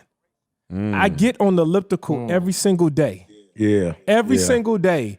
And just getting on the not doing nothing crazy like what I was doing on the actual volcano, but just doing something every single day. That preparation prepared me to be able to climb that steep volcano without even no pain, no soreness the next day, nothing like that, man. And I was just like, your all preparation dictates your experience in the cave. There you go, ladies and gentlemen. No, I'm just saying, think about it, even financially. You know what I'm saying? Like, if you run into something financially, your preparation and how you lived to that point is going to dictate whether you come out and you straight or not. You know what I'm saying? Like, or whether you get spooked. I'm not trying to be funny. He say it all the time. Bro, you could take every dime that we got out of the accounts from all four of us. I promise you, it's going to sting for like a day, but I am 1,000,000% clear on the blueprint to how to get it back. Oh, for sure. Without a doubt. I know the blueprint like the back of my doggone hand because I was faithful over that process. And even in the cave and everywhere else, I took notes and I know where I'm at. I was in preparation mode. We was on the elliptical. You know what I'm saying? So, no, that's a word. Even more like you said, even, shout out to Sean Stevenson. He was telling us when at the very beginning of COVID. He said, man, he said, all right, cool. You can take all the vitamins you want. You better work out. The best preparation to fight that joint is a healthy immune system. Flat out. He's like, you could do all that other stuff, and it's cool. If your butt can't walk a mile, you're going to have some issues when, you know what I'm saying? Like, for real. And so, no, that preparation is key. We could probably go all day talking about this, but I know we got things to do. He trying to, you know what I'm saying? Trying to set his candles and jazz for the night. Grown man gifts. Turn off the light. Overflow. He living in overflow right now. Hey, I'm going to be real. If I could say one last thing about the cave, my real incentive to get through the cave was make sure somebody else wasn't spending my life insurance policy. You know what I'm saying? If I'd have died in that joint. Hey, anytime y'all start doing anything too hectic, I'm just going to be like Jerome. I said Jerome's in the house. I said, anytime y'all do something. Hey, but we got to do a podcast, y'all. We got to do a podcast. Come back and revisit this because I don't know if they sent it to y'all, but Nikki, Nick, and Jose, they sent me a text, man. They was like, yo, man, I appreciate the exposure. Like, don't get it twisted. I know, you know what I'm saying? We ain't say nothing. We was there, and we don't want you to think we take this for granted. But we know we wouldn't have been there without. And so I would love, man, at some point for them to come on and talk about, their experience. Because again, y'all got to realize, when we talked about Maul doing real estate for 20 years, it's like we got an opportunity to be in a world that we didn't create on our own, and get the benefits of a world that he spent the last 20. And it's the same thing when, people come to these phenomenal life, events. First of all, most people aren't even doing the type of research that we're doing on facilities. Most people just going with the popular ones. I see people all the time, I'm like, they went to the spot in Jamaica, spot in Cancun, everybody going to. You know what I'm saying? I don't mean say that disrespectfully, but I'm just saying like they're going to places that are not necessarily, the 5-star, 6-star joints that's hidden, to the public. And then I was telling my boy, because he was like, okay, beautiful excursions. I hear you, beautiful property, but the food. And I was like, bro, this ain't like no carnival, bro. Man. Where you get tired of the food by day 2. No. I was like, bro, the food was unbelievable. No. Yeah, listen, so it's Phenomenal Life 2022. We only taking like 200 and some people, I think. Okay. 250, something like that. So listen, I'm telling y'all now, you got a whole year, okay? You got a year. I believe Tay said the site would be live next week, but it's live enough right now for you to go put in your name and email address, all right? So go to Phenomenal Life 2022, 2022, Phenomenal Life 2022, and put your name and email in. The site will be live depending on when you hear this. If you're listening on Thursday, Friday, Saturday, it might not be live till Monday. But go there right now. You got a year. You can finance however you want to do your payment system, but you do not want to miss it next year. It is going to be a phenomenal, life-changing experience again. And so, again, if you want to be around other individuals, I can't even tell y'all about. We didn't even go into the excursion, mall. We didn't go into the fact the cliff jumps. You know what I'm saying? We didn't go into any of that. The fact that my wife jumped off a cliff. You know what I'm saying? Literally because she saw other people doing it and capable of doing it, and doggone it, they hit the water and came back up. And that's the faith component. And what he talked about, being around other people who believe, other people who have done it, other people who have gone through it. And if you in a cave or you struggling right now, or you trying to look around in your circle and you don't see anybody, man, come through. Let me tell you the biggest testament to Phenomenal Life 2021. About 99% of the people who came signed up at the conference to go to the next one. Now, luckily, like I said, we didn't have a ton of people because of COVID, but next year it's going to fill up fast. So make sure you go to Phenomenal Life 2022. We look forward to all of y'all being in that joint and coming and hanging out with us. Hey, Didi got a question for you, C. Yeah. Didi got a question for you. I got one last question for you, CJ. And you know I'm not one to be in anybody's personal financial business. But how much did y'all tip y'all butler? You gotta tell me. You gotta he tell got broke off. No, he retired, D. He retired. Yeah, my man retired. He as soon as he left, man. CJ Butler was so good that Camille and I, we didn't even see our Butler. We only messed with CJ's, but seriously, he was phenomenal. No, all the Butlers was solid. But shout out to Kiyoshi. My man was on another level, bro. No, my man and Candace, listen. Candace was like, go back to the ATM and pull out 7 million pesos. I was like, what in the world? Shout out to the pesos. The pesos will have you feeling like you balling. Bro, I took 500 American dollars out. I walked around like Big Meats with the pesos. Hey, so while you tripping though, Carl, I'm about to send you. So when we was in Guatemala, we had the best service I've ever experienced in my life. I asked the people if they wanted to move to Chicago, and I could hook them up in real estate. And Carl, I just sent you. Carl, I just sent you the picture. Now you talking about tip? Hey, bro, we blessed. I'm talking about they made almost like a year's salary, bro, based off of just we blessed them so much. It was tipping y'all out. Mall had masseuses, butlers, chefs. They had all kind of stuff. You know what I'm saying?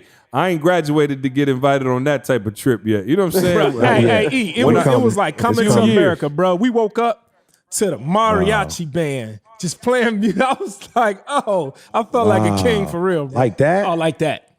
I could send video to that too. Carl, I just sent you the. Boom. Oh, you got it. Oh, look at that. Oh, bro, they lived in the house with us. Oh, yeah. Bro, have you ever had an Airbnb that had in-house? So the woman next to Camille, she was the cook. And she cooked. I'm talking about she would not let you make anything. You couldn't even pour your own water. The lady that's next to me with her thumbs up, oh man, she did washed your clothes. I'm talking about everything. And then my man here, he was there to fix anything. The pool wasn't warm enough. He'll make it warm. I mean, just everything, bro. It was amazing. Hey, E, when we get Carl, when we get grown, maybe we can, you know what I'm saying? All right. Maybe we could go on the deluxe trip. You know what I'm saying? Ooh. The deluxe. To the deluxe apartment. In the sky. Surrounded by volcanoes.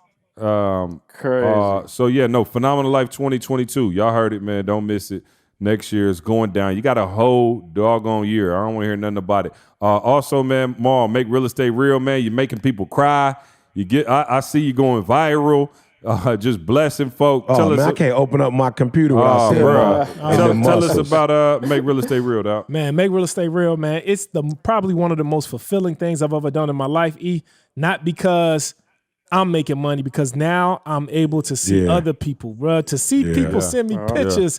And it's crazy. Now, we don't never guarantee no results of 100K, but I've been seeing people showing me 100K checks like it's nothing. And it's just like, wow, like unbelievable. Like the legacy and the generational wealth behind that, man. Including one of the people on this pod, but we're going to say that for next week. We're going to say that for next week.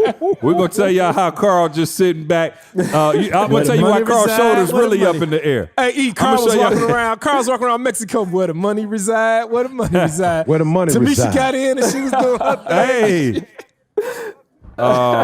So, hey, listen, makerealestatereal.com. All of y'all asking, how can you get in the capital infusion program? How can you get assistance with your down payment? You got to go through Make Real Estate Real first so we know you're a qualified, knowledgeable investor. So go to makerealestatereal.com. Carl, what's going on with Solo Creator Pro, my brother? We still rocking it. So stand by. Within the next 3 weeks, the first Wednesday of next month, I'm doing something special. I got Jose. Jose did a masterclass a couple of months ago on Canva. It's a software that everybody's learning to use. And it's one of these software that you have to know if you're going to be, serious about social media, especially doing it on your phone. So Jose is actually going to do a part 2 to that masterclass. So I haven't put any promo. Y'all hearing it here first. So look out for that. We'll launch that soon. But man, if you have not yet, solocreatorpro.com. Make sure y'all sign up, man. We are rocking. I got 600 and something people that have gone through it so far. And I still do not have a negative review. I'm not even asked. I'm just saying. I'm not bragging. I'm just telling you. I'm looking at it. I don't have a negative review. So everybody out there that's like, man, I'm not sure. It's $97, y'all. Quit playing. Just try it. And for real, find something wrong and tell me, because I'm learning to go through the cave now, y'all. Find something wrong and tell me. And I promise you, we coming out sweeter on the other end of the cave anyway. So solocreatorpro.com, man. Yeah, I just sent you everything, Carl. Yeah, I sent you all the ATV videos. Yeah, make sure y'all go to YouTube so y'all can watch all the highlights from Phenomenal Life 2021. Also, Organifi, shout out to Organifi, the superfood green juice powder, keeping us all powered up on this podcast, keeping us healthy, keeping us out of that physical cave, all right? So go check it out, Organifi.com or Organifi.com. At the end of the go ahead, step all over my read. I appreciate you. On. Go ahead and just ruin my read. You know what I'm saying? He don't care nothing about my little. You know what I'm saying? It's a free podcast. I done told you that a million times. It's a free podcast. You try to be all professional. I'm just trying to, you know what I'm saying? All right, whatever, man. What was you saying tomorrow now? I was just saying, it's been dark the whole time. Now all of a sudden the light come on at the end of the podcast. Ain't that what you said, E? When you make it to the end of the cave, brother, the lights come on. There it is. There it is. Sometimes you got to put your hands in the air. You know what I'm saying? All right, man. We'll let y'all get out of here, man. Appreciate y'all listening. Go share the podcast with somebody. Check out the YouTube version of this so y'all can see all the Phenomenal Life pics. We're out of here. We love you. We'll see you next week. See you next week. I want you to focus on here right now. Don't you worry about when you get home. You concentrate on this opportunity. You don't worry about tomorrow. You concentrate on this opportunity with all your might, with all your soul, with all your heart. So you want VIP treatment, but you don't grind like VIP. You don't hustle like VIP. You want to come and go at your leisure. You feel me? And it don't work like that. So I'm saying I'm finally in a place after all these years of the work that we've done where I am experiencing that. And it is, to C's point, it is a different experience when people recognize you, they know you, they are willing to take you from the back of the line to the front of the line. Organifi.com/success. That's ORGANIFI.com/success. I wake up every single day. I am who I say I am. And I get what I get because I live in beast mode. Stop being gazelles. You're not average. You're not even good. You were born to be great. What's going on, world? Welcome to another edition of the Secret to Success podcast. I'm your host, CJ, joined as always by the Bayesian sensation, Mr. Carl Wesley Phillips. What's going on, y'all? What it do? T'Challa forever, long live the king. Forever. We got Dr. King in the building. What's going on? How you feeling? Dr. King or Arnold Schwarzenegger? Arnold Schwartz what? Arnold Schwartz Negro. Arnold Schwarzenegger. Exactly.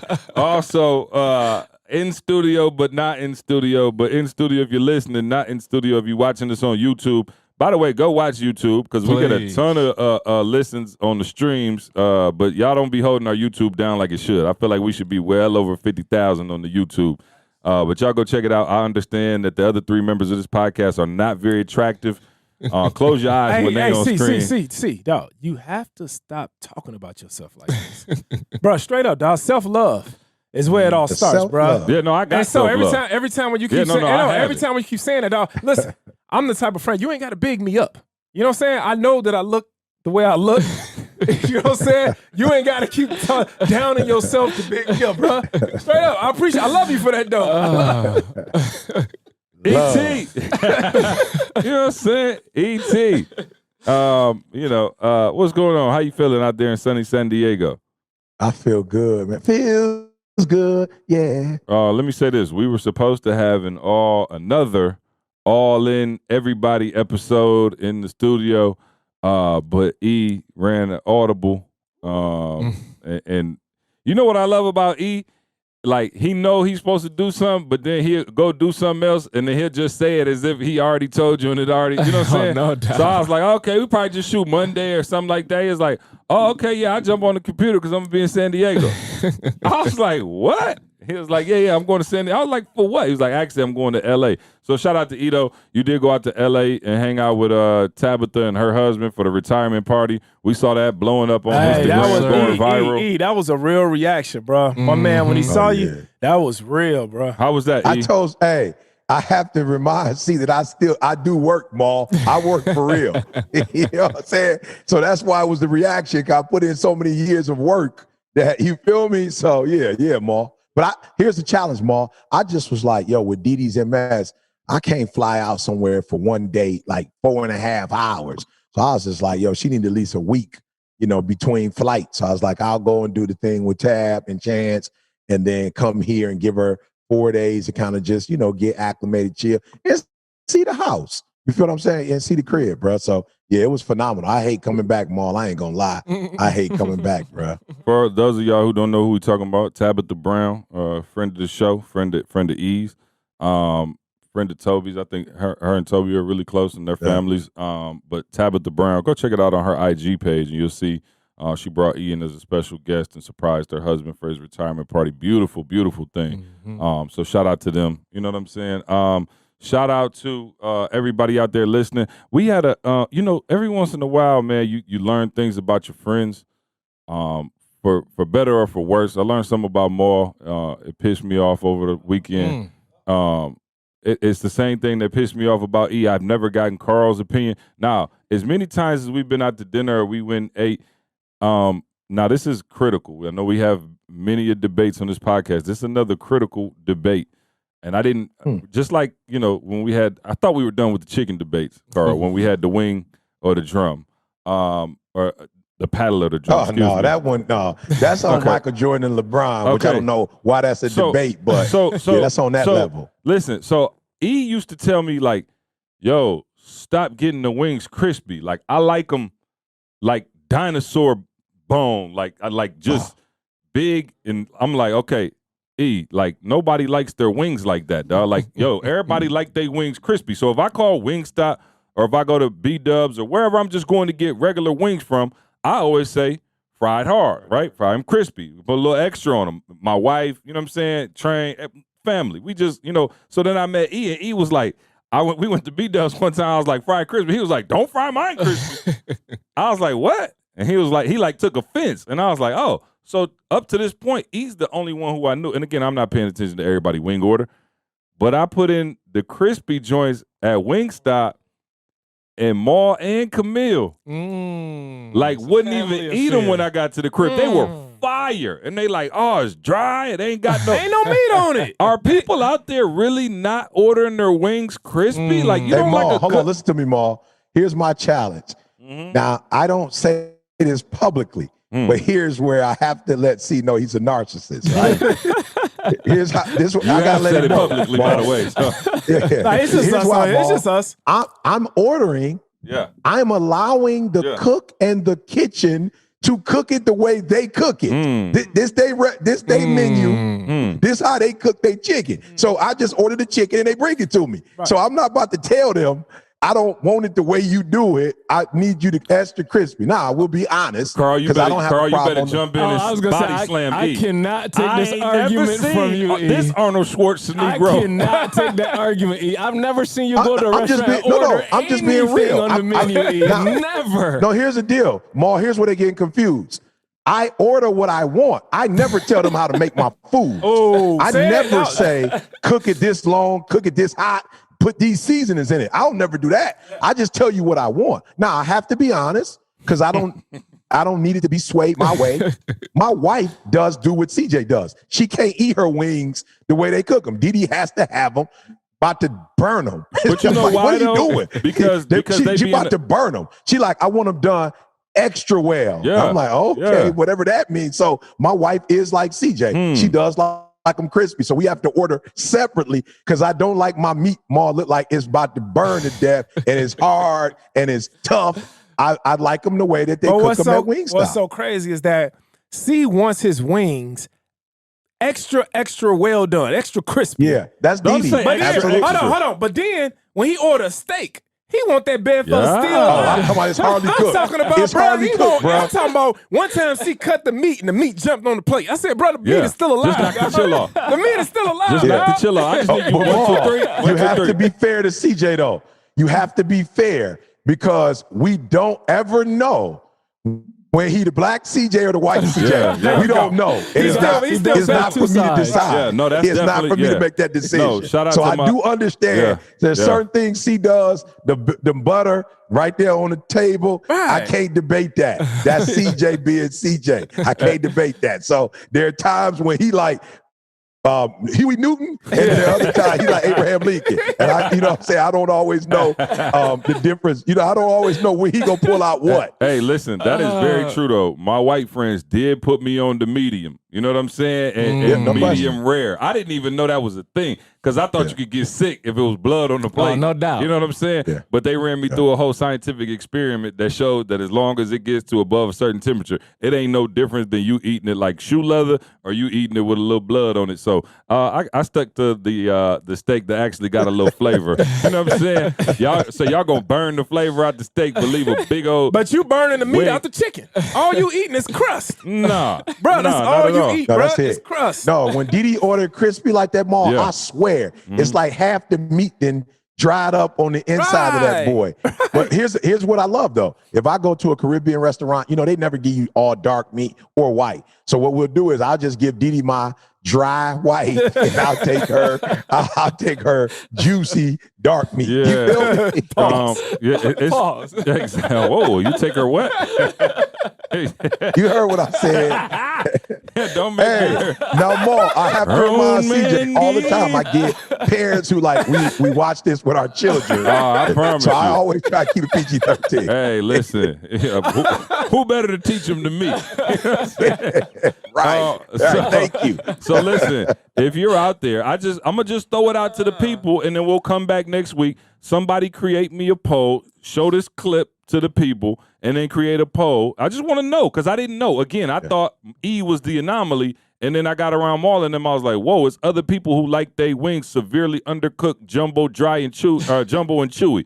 So now that I found that out, I want to take it to the people. And I know my daughter don't eat crispy either. I don't know about Jalen, but Jada don't do the crispy Carl, boy we didn't either. get your opinion yet. We don't do the crispy at all. We do it regular.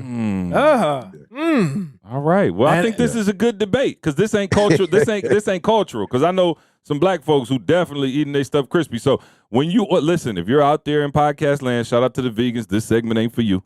If you're out there in podcast land, Be how do fair, you I'm sure order there's your some wings? vegan chicken and they like theirs crispy too. Some impossible chicken. Listen, it's impossible for you to get into this conversation if you don't eat chicken. So if you're out there and you're listening, when you Vegan go order wings. your wings from any wing stop, we talking about, you know what we talking about, wings, you know, do you order them crispy or do you order them regular or how do you order undercooked, overcooked, whatever it is? I just want to know. Again, I'm not mad. It's your preference. You eat them however you want to eat them. But and for me and mine, we're going to say well done or crispy or something along those lines. So let's take a poll and actually see what the people think. Obviously, that is of extreme importance that y'all vote my way so I can come back and talk trash on the podcast next week. All right, cool. We'll put that up. All right. Oh, no, real quick before we get started. Please. Carl, you called me at 5:17 my time. I missed your call. Oh, you Was it good. something No, important? you I'm so good. sorry. No, yeah, and Fatai and them was like, yo, E supposed to be on the okay, call. okay, She's yeah, like, he I got might you. respond if you call. So I was like, I'll try, but he probably knocked out. No, Yeah. he was up at 5. Oh, he said at least he texted me. He was up at 5. Y'all want to see the Matrix E put me in today? Can I read it, E? It's the Matrix. Oh, you can. It was a matrix for me, Maul. Okay. I was struggling, Maul. So- and C, you know, C boss man. So he was calling me No, I He ain't was call you. calling me, Ma, while I was actually on the call. No, so I ain't call I'm you. actually talking to the people on the call and trying to text CJ and Oh, think yeah. about what time zone I was in. Right, so I right. was like, hey, C said, I'm confused. I said, I am too. Hey, look, I said, okay, this is Edo. I said, what time you thinking? Now, for those of y'all listening, it's Wednesday, right? So you talking about like, we usually have a podcast way before this. So I'm like, all right, cool, we got to do it today. I said, what time you thinking? On this BU call, Leslie afterwards. Okay, all right, cool. That ain't no time, but you know what I'm saying? I got you. So I said, cool, what time you finish with her? He said, I'm trying to figure it out. He said, that would be from 10 a.m. to 11 a.m. Eastern Standard. Then I have a 1 p.m. Eastern Standard. So if you finished at 11 and then you got a 1, what time you think I said? 11:30. 11 to 12? 11 to, yeah, somewhere in there. He sends me a picture. And I'm like, okay. On the picture, it says 12 to 1, but it says the keynote don't start till 3. So I'm like, does he think because it says the time the whole thing starts that he's on at 12 or is he on at, see what I'm saying? Yeah. Pacific or Eastern? I said, it says you speak at 3 p.m. Am I looking at it wrong? He says 11 to 12 is cool, but it's going to be tight. I'm like, if you done at 12 and you don't So speak more till 1. See, and this is what I can't stand said, about I'm C-Ball. confused. He said, When me C too. wants to do something, it's stop, drop, and roll. I promise I'm like, you it's I'm not. on a call. You already know when they come to texting, that ain't my thing. So I'm going between Pacific time, Eastern time, and he ain't cutting me no slack. I'm like, I'm on the phone. Like I'm actually talking and working right now. But you making me go back and forth with you when I told you in the beginning, I'm on the call. I'll be on the call with Leslie afterwards. I can get with you afterwards, but he ain't cut me no slack. He like, no, when can you do the podcast? No. And I'm like, okay, Only let me reason- try between talking literally and answering questions. Let me try to figure this thing out. So I'm literally going Pacific time, then Eastern time. See. And then I say, so I sent them something more. It said 12 to 1, but then at the bottom it said 3 to 4. So that's 12 to 1 is Pacific time. Yep. 3 to 4 is Eastern time. So he ain't cutting me no slack though. He throwing the Eastern while I'm throwing the Pacific, then I gotta throw back the Pacific. I'm just like, I'm confused. I'm like, me too, see? So I'm just as confused as you are. look. So when I get off this call, I can figure, when I get off with Leslie, I can try to figure this thing out. Yeah. Prayerfully, I was able to figure it out. And what the he's only- also not saying to y'all Go for is it. I had time on Monday and I had time on Tuesday. But because he had a schedule and was doing the tour on campus, he ain't trying to help me. But look, as soon as he ready, Ma, I'm supposed to stop, drop, and roll and get everything I need done so I can get on this podcast. Hey, and this so is the point. He is right, but I was literally at work when he called me, trying my hardest to figure this thing out, Ma. So fair or foul, in none of those instances was I doing anything for myself.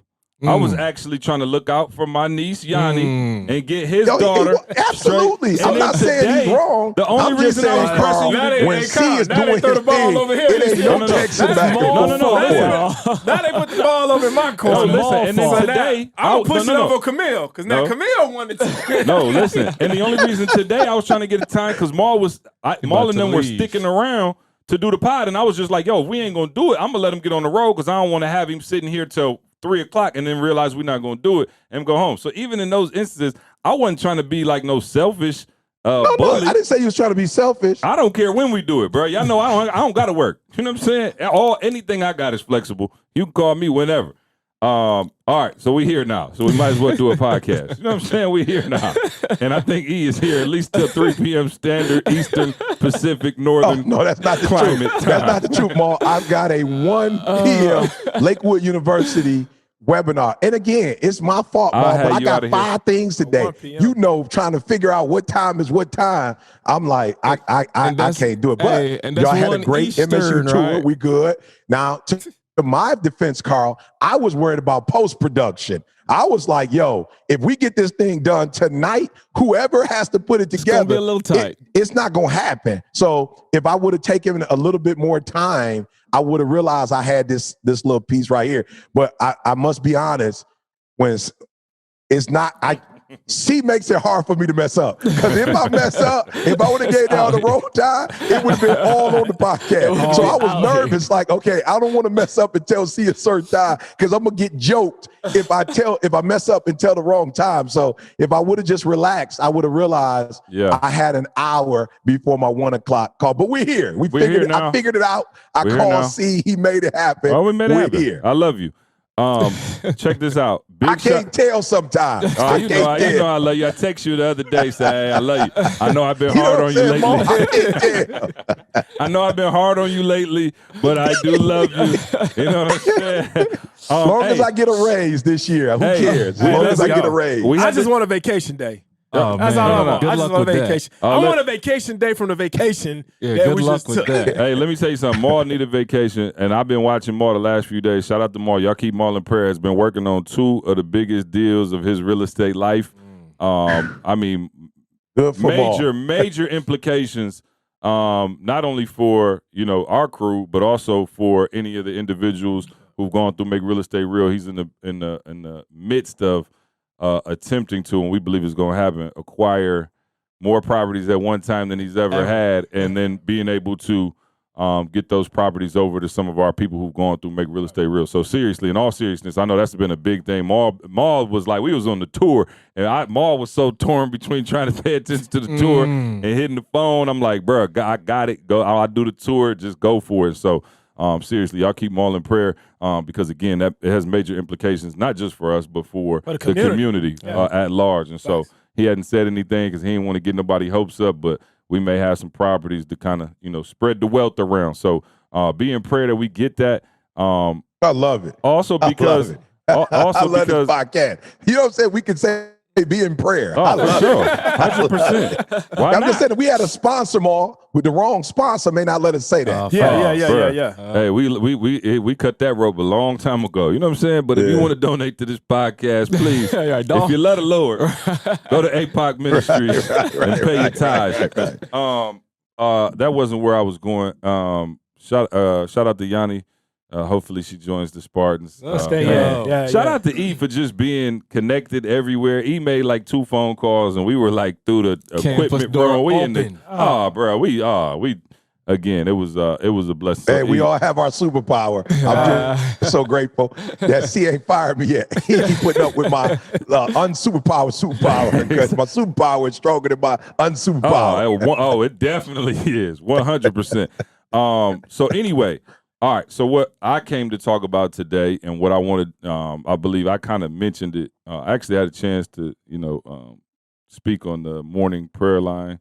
Yes. Appreciate Eve. He usually don't share that stage, but I got to go on there. Hey, Maul, they was talking about the power of yes and execution. Yeah. So I figured, hey, who better to do that? I promise you, I got you there. We're going to make it shake. So anyway, I talked a little bit about it, but I wanted to talk to y'all about, of course, Maul's birthday. Camille set up a trip for us. Went to Napa. Stellar. Then went to Vegas for a few days. We were so tired from Napa. We went to Vegas. I promise, we so old. We in Vegas. We just slept and got up, went get something to eat, and came back and slept. Like that was like the entire time we were there. But I want to take y'all back to Napa so that I could kind of paint the picture. We go to Napa, of course, anybody who's been to Napa, you just, really stroll around the wineries. The countryside is beautiful. I text Carl some pics while we were there and was just telling them like, yo, this it's just country. And you just see like literally like grape trees, like as far as the eye can see, just beautiful scenery. The breeze is blowing. It's cold in the morning. Then it warms up in the afternoon, then gets kind of cold again. First time in Napa and it was great. But the highlight, the very last day, Carl, we went to a spot called French Laundry. Now, I'm going to be real. I'm not super cultured.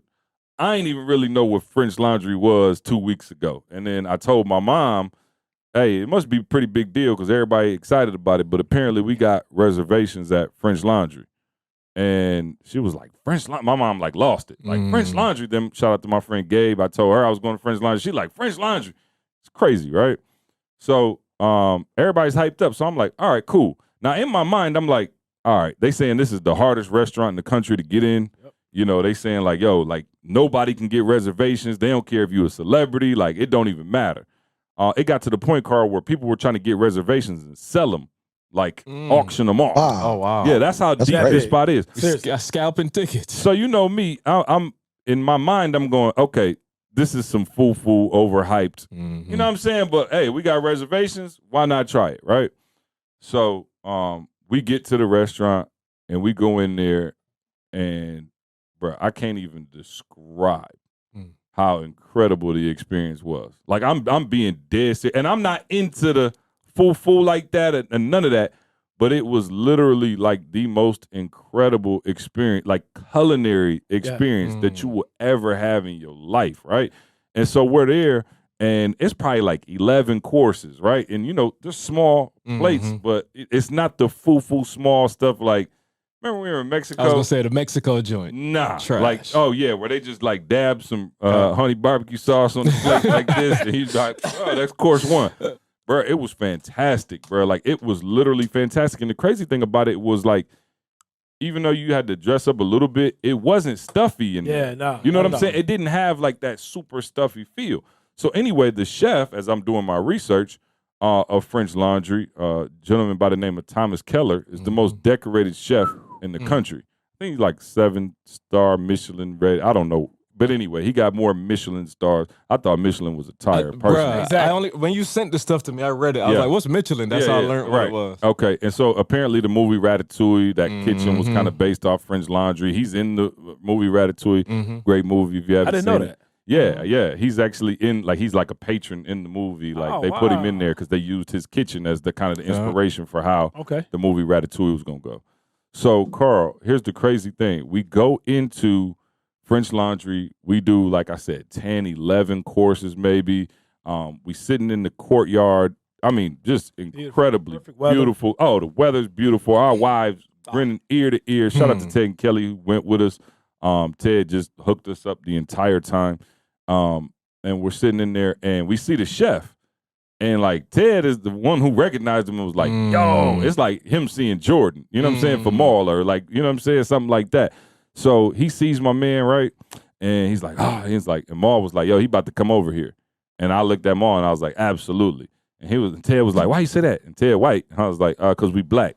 You know what I'm saying? I was like, he's just gonna come over here. You can't, bro, it's not often you see a whole table full of black folks at French Laundry. Matter of fact, the only blacks. Oh, the only blacks. Yeah. But also, you probably thinking in your head, they probably somebody if they black and up here. I'm just What's the capacity? Like, how many people could go in there? I say maybe like 75 between like outside, inside, and they had a deck upstairs. You know what I'm saying? Like small. You know what I'm saying?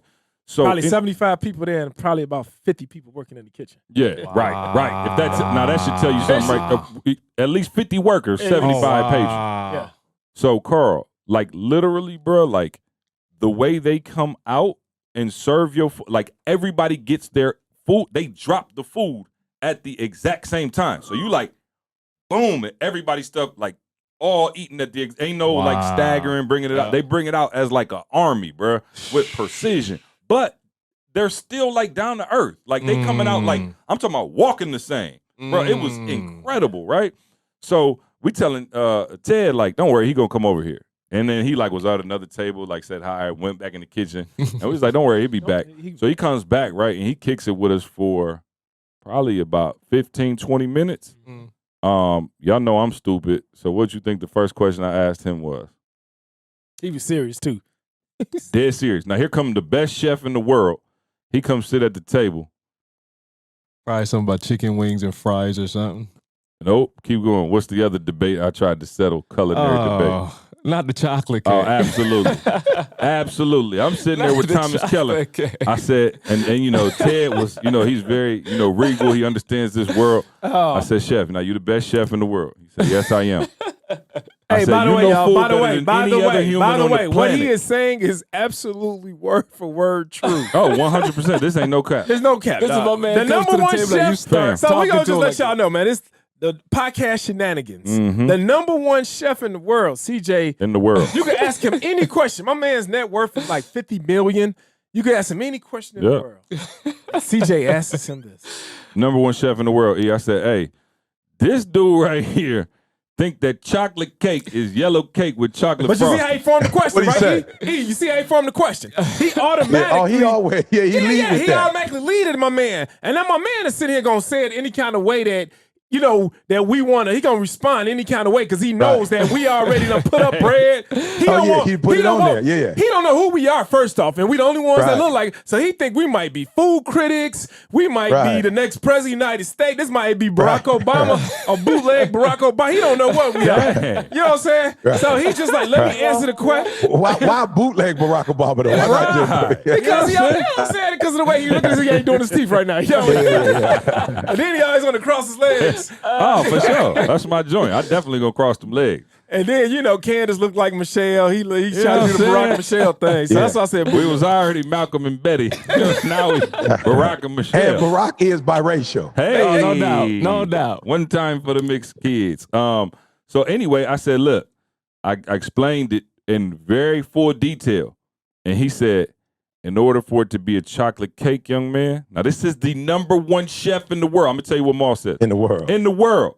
He says, in order for it to be a chocolate cake, the cake must be chocolate. And then Maul says, well, have you ever heard of... No.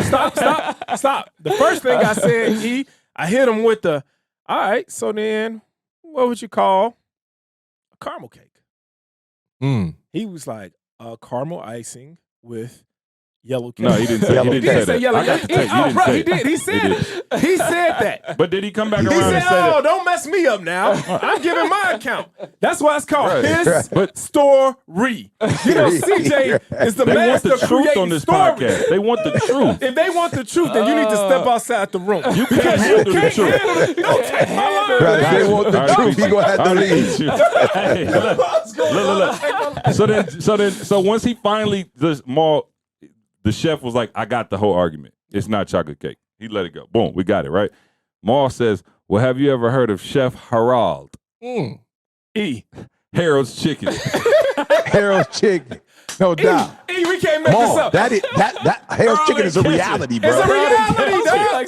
So my man said he traveled the world. He's like, I've been, you know, he's the chef, the head chef all over the world. He talking about I just got back from France and Paris. He like, I just got back from Paris. I'm like, oh, This dude, are you this familiar fool with said- Chef Harold? And he's like, and he was like, Chef Harold. He From said, Chicago. Yeah, he was From like, Chicago. oh, he was like, that name sounds very familiar. And I was like, yeah, Chef Harold. He's based in the south side of Chicago. When I told him that, and I was like, he was like, what's the name of the restaurant? It's Harold Chicken. bro. My man, but listen, my man, ass. hey, my man hit us with, Oh, yeah. well, I'm not familiar with Harold Chicken, but I am familiar with Roscoe's Yeah, he Chicken. did. I was like, he said, I be at Roscoe's on Pico all the time. Oh, he did Roscoe's. Oh, yeah, Roscoe's guy. So, so anyway, so I'm getting to a podcast. I promise. We 33 minutes in. They like, y'all ain't talked about nothing. that's the point. So yeah, I'm coming around the corner. All right. So, Carl, it's funny. We sitting in there and somebody asked him of all the restaurants, like, where should we go next? Like, we're at French Laundry. This is like the highest you can go. Like, what other restaurants around the country would you suggest? You know, we can go to when we on our travels and things of that nature. And he says, I really can't recommend the restaurant to you. And we were like, everybody's kind of like, huh? And he was like, I can't. It's not fair for me to do that. And we were like, what? He said, because when I go to the restaurant and you go to the restaurant, it's not going to be the same experience. Right. Ouch. He said, because of who I am, when I go, everything stops. Wow. Facts. If they know I'm coming in advance, it's lights, camera, action. So how in the world could I recommend Anything at all to you? Yeah. I can't do. I wouldn't even do you like that. You might have to wait in the lobby. Your stuff could possibly come out cold or with not the right temp. He said, when I go, bruh, I literally I had to put my spoon out, bruh. Yeah. I was like, yo, and I thought about how many people are living life. Yeah. You here. You on the planet. Yeah. But it's impossible to recommend something to you because you're not going to experience it like the next person. And I was like, wow, it just hit me like a ton of bricks because I'm like, yo, how many people are not experiencing, not even food. We're not talking about food. We're talking about whatever your lane is. Like, I just look at E. Like, I told E, it's funny because E called me the next day and was telling me about Tabitha and the party and all of that stuff. And I was like, yo, we just experiencing life different. I'm like, yo, we are literally experiencing, like, what you're doing, what we're doing, the experiences that we're having, they're so above and beyond anything that you would expect, but it's because we were so diligent at our work. Absolutely. Like E is, again, I talked about it before. Me and Moss sitting there with the #1 chef in the world, and E sitting there with one of the top influencers on the planet with Tabitha, and everybody just kind of met up because they're diligent at their work. And and Tabitha and E in the same line of work. You know what I'm saying? Like, so that's why we always say, man, what is it? Find a man diligent at his work. He'll stand before kings and not mean men, right? He quoting that thing. Come on. He quoting it. He didn't preach one sermon. Now he quoting that thing. Come on. But I'm like, yo, my man said, I can't even. So there's advice that I said this on the call yesterday. It's advice that E could give you that may not even be able to take hold because of where you at in your mind and where you at in your work. My man could say, oh, yeah, go to Paris and go to the da-da-da, and I might get there and be like, yo, this is whack. I could tell you about your marriage. I could be like, yo, marriage, oh, man, is great. Marriage is the best thing. All of us sit here and tell you, dog, marriage, the best thing I ever did was marry my wife. That's the smartest decision I ever made. Everybody's not going to tell you that because everybody ain't experiencing marriage the way we experience marriage. Right. And so I'll let y'all run with it, but I just wanted to throw that out on the table because it blew my mind. I do want to say this, though. So you guys are with Ted, right? Yeah. So I knew Ted was out of town, of course, to C's point. I'm in the Swiss Hotel, downtown Chicago, and I'm experiencing it different than everybody else. Oh, we know that suite was different. In the front. Yep. You feel me? My car front. parked right. They like, we don't do valet no more, but my car's still right up front. You feel me? You know, it's just different. You know, I'm saying I go to my daughter's room. It's a 1-bedroom suite, but it's a suite with 1 bedroom, but it's a wide open like suite. Yeah. Overlooking the pier. You feel me? So I don't, you know, I'm in there and I'm, you know, me and Ted always chop it up, but he wasn't there. He's with you guys. Yep. So I was checking out, whatever that day was, I was checking out. And I wasn't checking out right then, but I was taking in my stuff and putting it in the car. So when I finished working, I could pick the ladies up at 4 or 5, you know, and whatever. And they like, what time we checking out? I'm like, y'all, what do you mean? Like, we good. You know, they like, is it at 12 o'clock? I was like, we don't do that kind of stuff. No more. There is no, like when we ready, by the grace of God, we leave, you know? And so, bruh, I go out the hotel room. I'm going to get on the elevator, and guess who is getting out the elevator with room service? It's Ted. I said, Ted, I'm like, Ted, what are you doing? He like, oh, I'm back at work. I was like, why are you run the hotel? Room service. He running the whole hotel. I'm like, you run the whole hotel. Why are you giving? He was like, what do you mean? I run the whole hotel. I was like, okay, well, why are you, what are you doing there? He's like, I run the whole hotel. Like, Eric, what are you asking me? I run the hotel. So there are those of you who want to be on the next level without being on the next level. You feel me? Like, you want to be on the next level, but you don't want to be on the next level. So Ted is saying, because I run the hotel, I'm responsible for the hotel. The people who work in the room service, they're not responsible for the hotel. They here to get a check, and some of them probably ain't even taking their job serious. And I'm thinking, this dude is running this joker. He working harder than the people who, when I checked in, they not working as hard as my man is working. You know, but to C's point, my wife had a situation. Again, we in Cali. We're in a we're in a decent, zip code. And so she called by her Mercedes, and I'm not gonna lie, she wasn't happy with the service. It felt like, they were being let's try to be, try to keep it. They were being prejudiced or racist, whatever it was, and kind of profiling, So I told her, I said, well, let me get on the phone. Cause my wife once she go there, she can't pull No back. coming You know, back. she's super direct. She can't pull back once you take her there, right? So to C's point, I just was like, yo, boo, let's just go down to Mercedes, drop their whip off. You know what I'm saying? I've been there before. Yeah. You know, maybe it's some new people. I don't know. You know, we're not from here, but let me take it down. Ball, I promise you. I get out the whip. I tell my man, Brian, we talked to on the phone, he got on after everybody else and was like, yo, I'll take care of you. Well, I got there. My man was like, yo, I just finished with a client. The lady walked out. He's like, I got some paperwork. I got you. I'm like, all right, cool. So I just stand right there.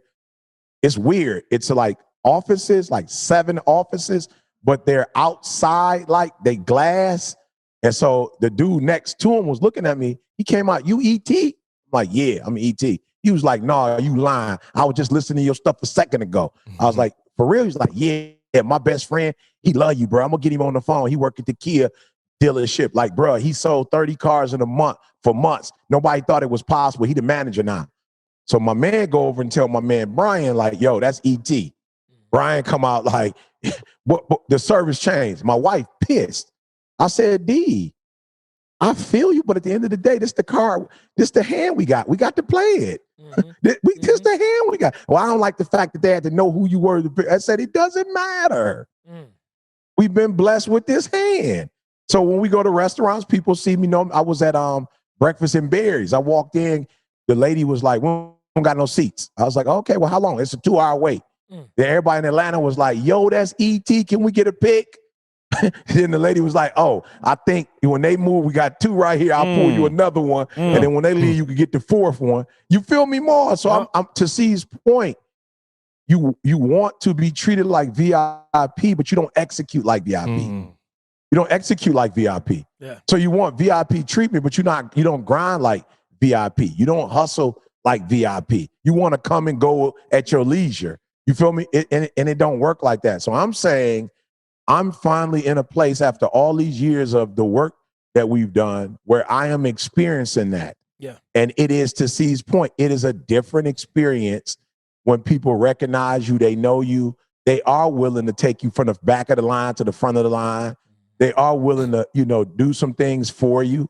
You know what I'm saying? Do some shouts out. So whatever. You feel me? And so yeah, and let me just make this clear. Yeah, I want to make sure people understand. We're not necessarily talking about eating at your favorite restaurant. We're not talking. No. We're talking about in life. How are you experiencing life? Is directly correlated to how you're executing. But see, I'm just being real. I always talk about having the full experience. It's a difference between an experience, because an experience can be good or bad.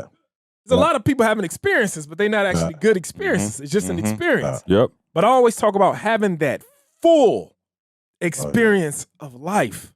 I need everybody right now just to really think about that. Full experience. I don't believe that there was another experience at a restaurant that could have been better than what we just had last week. That was the absolute fullest experience that you can probably have. It's crazy because you remember I talk about how when I was visiting my boy, and he was, the left side. That's when the whole left side of the menu thing came up. It's so crazy that where I was in life, that was the full experience of life. Oh, 100%. That 100%. Was the full experience for where I was at. It's relative. Exactly. Because here it is. I'm playing, I'm working as a police officer, making $36,000. I'm seeing these guys, and I'm just like, whoa, look at this, man. We didn't have to wait in line. We didn't have to, oh, man, they brought us our drinks and food real fast.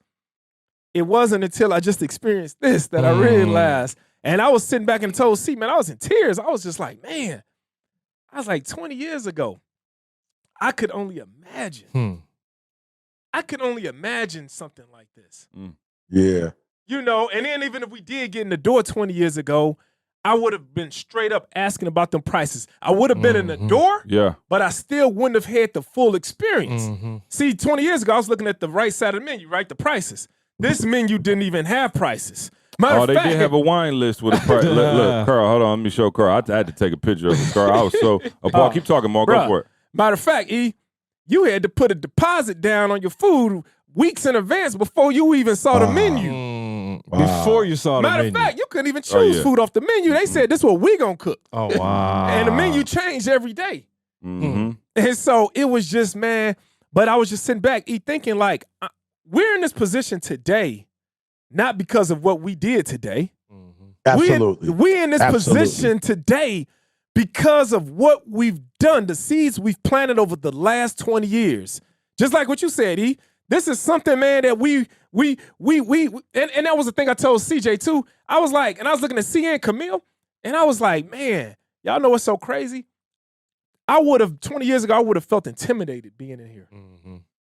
I would have felt like, man, I don't really deserve it. What this person over here, you know, what he do for a living, Right. what he got. Right. And I would have kind of felt like, man, we just lucky to be here. But what was so crazy, this man that owned a restaurant, $50 million net worth, got all of this, bro. We sat right there, and I felt like talking about Harris Chicken and Roscoe. Bro, I felt like no, it's no difference from you to me. It's no real difference. No question. And I wanted to stop you, Maul, because what you were saying prior was the truth. Yeah. But you have missed that part, because I do believe there are people who will work hard who will never experience life like we did experience it because they don't feel like they deserve it. Yeah, 100%. You took where I was going to go. Go ahead, Carl. No, because my bad, Carl. Yeah, you my took bad. where Go I there, was going Carl. to go. Because again, the work ethic is not a problem for me. It's the belief. Like that's the area where I would struggle. Like even if the opportunities that I'm having now, Mexico and doing all this stuff, like I'm like, man, this is sweet. But like, man, can we do this again? Can we keep going this? Like, it's the belief that I'm constantly now still working on to make sure, like, this ain't no fluke, Carl. You did put work in. Yeah. This is the natural result of the work that you put in, and you continue to put in. Yeah. My man, if you were to ask him, how many years he been doing this, the chef? Oh, I don't Probably know. his whole life. Yeah, whole life. His brother too. Yeah, right. Oh, wow. Hey, it's funny. It's funny. He said, he said, yeah, my brother actually started me. Your mom had a little whatever. He said, my brother started me. And we were like, oh, okay. And somebody was like, okay, so he's still cooking. He's like, yeah, he's still a chef, you know what I mean? Whatever. And he was like, who's better? That boy said, you ever heard of Joseph Keller? I said, I have not. He was like, exactly. Point taken. Well, he's like touche. But man, No, and I'm just saying, I just want to make sure for those of you listening, you hear. So I put in the work that I put in. CJ put the work he put in. Carl put the work he put in for ETA. Watch this, though. Each one of us has to individually go take the part that belongs to us. Like, I can't get C's part. You feel me? Like, I can't naturally have Carl's part. Like, that's not my part. But there's a part for me that I'm like, yo, when I'm out and about, I'm doing this. You know, I just had all my weeds, bro. I don't know what happened, but from the time I left and came, it must have rained or something. But the weeds are everywhere. So I call, you know, my wife was on the phone frantic, and, you know, we got to, and I said, no, sweetheart, it makes the neighborhood look terrible. I'm going to take care of it. But I'm going to call my guy who's going to eventually do the pool and put the responsibility on him. This ain't my responsibility. You eventually going to do it, so you got to fix it. My man's like, I have somebody out there tomorrow, and they out here right now. That's why I had to pause for a second. They out here right now. And so I'm just saying, there's a part, and I realized as, you know, we were growing and doing our thing, you know, C naturally was just like, all right, this is supposed to be mine, this is supposed to be mine. And I was like, oh, okay, cool. I'm not naturally aggressive like that, but I was watching C and was like, yo, I do. E, you deserve this. Like, go for it. Like, whatever. So, I just want people to understand, you live in a world where people will let you work for them forever. Yeah. Yeah. But people won't naturally give you the rewards that you're supposed to get. And I don't know that I don't even know if that's their job. Like, I don't even know, like, somebody, you know, my new thing, Ma, is, yo, I don't know when I'm going to die. It's my life, it's my time. I got to live it on my terms. Now, I do understand mutualism. So it's like, you know, me and C going back and forth today. It's like, yo, we are a team. We're a family. So I got to figure this thing out. Like, I got to, you know, figure out when all four of us can whatever. But I just say that to say, like, this is my life. So I can't put any part of my life in somebody else's hands who has other stuff to do. Like, they have a life. You feel me? Like, other people are getting up with stuff to do, stuff they got to take care of. And no part of their day is, I got to take care of Eric Thomas, Didi, Jalen, and Jada. Like, that, they're not even supposed to do that. Like, that's not even for them. So I have to wake up and go, E, if it's going to get done, then you have to get it done. So I'm telling some of you out there, you got to be way more aggressive on the reward side. There are those of you who are strong on the work side, but you're not strong on the, I got to go get mine side. You're more on the, well, I worked hard.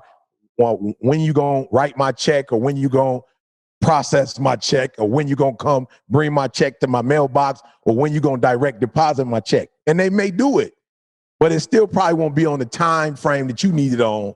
And so I'm saying, when you work, you have to understand that the work is done. Now you got to also go get the second half of that. That's so critical. There are things that I deserve, and I need to go. You need to give me what's mine. Hey, we had, so you was gonna say go something. for it. I was gonna say I had a conversation with Ken a while back, and we were talking about that. And Ken, for those of you that don't know, Ken is a person that literally taught me how to do any of video stuff. So like, he's that source for me. And he said to me, I'm not gonna take credit for it. Ken said, like, yo, as a farmer, you work on the front end, but you have to go reap the harvest. And that was like a big transition for me. Because again, y'all know me. I'm about the work. I'm about the group. That's all. I ain't thinking about nothing else.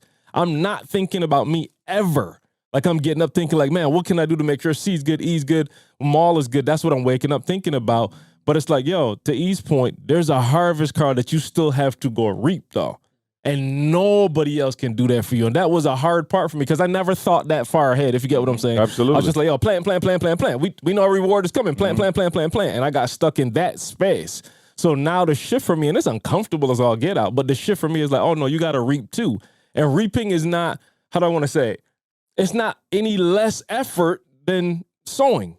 It's not less effort. You still got to go out there. If you got corn, you got to pick all the doggone corn. Like, you still got to go do physical stuff. So there's a part in my mind, E, and I'll be honest with you, there's a part of my mind where I thought I could take my foot off the gas now. We planted, and the reaping part should just happen. And I'm realizing, oh, no, it doesn't just happen. Just as much energy that you put into reaping, you got to go put into sowing. But that's the only thing standing between me, Carl, right now, and everything else that I want to experience.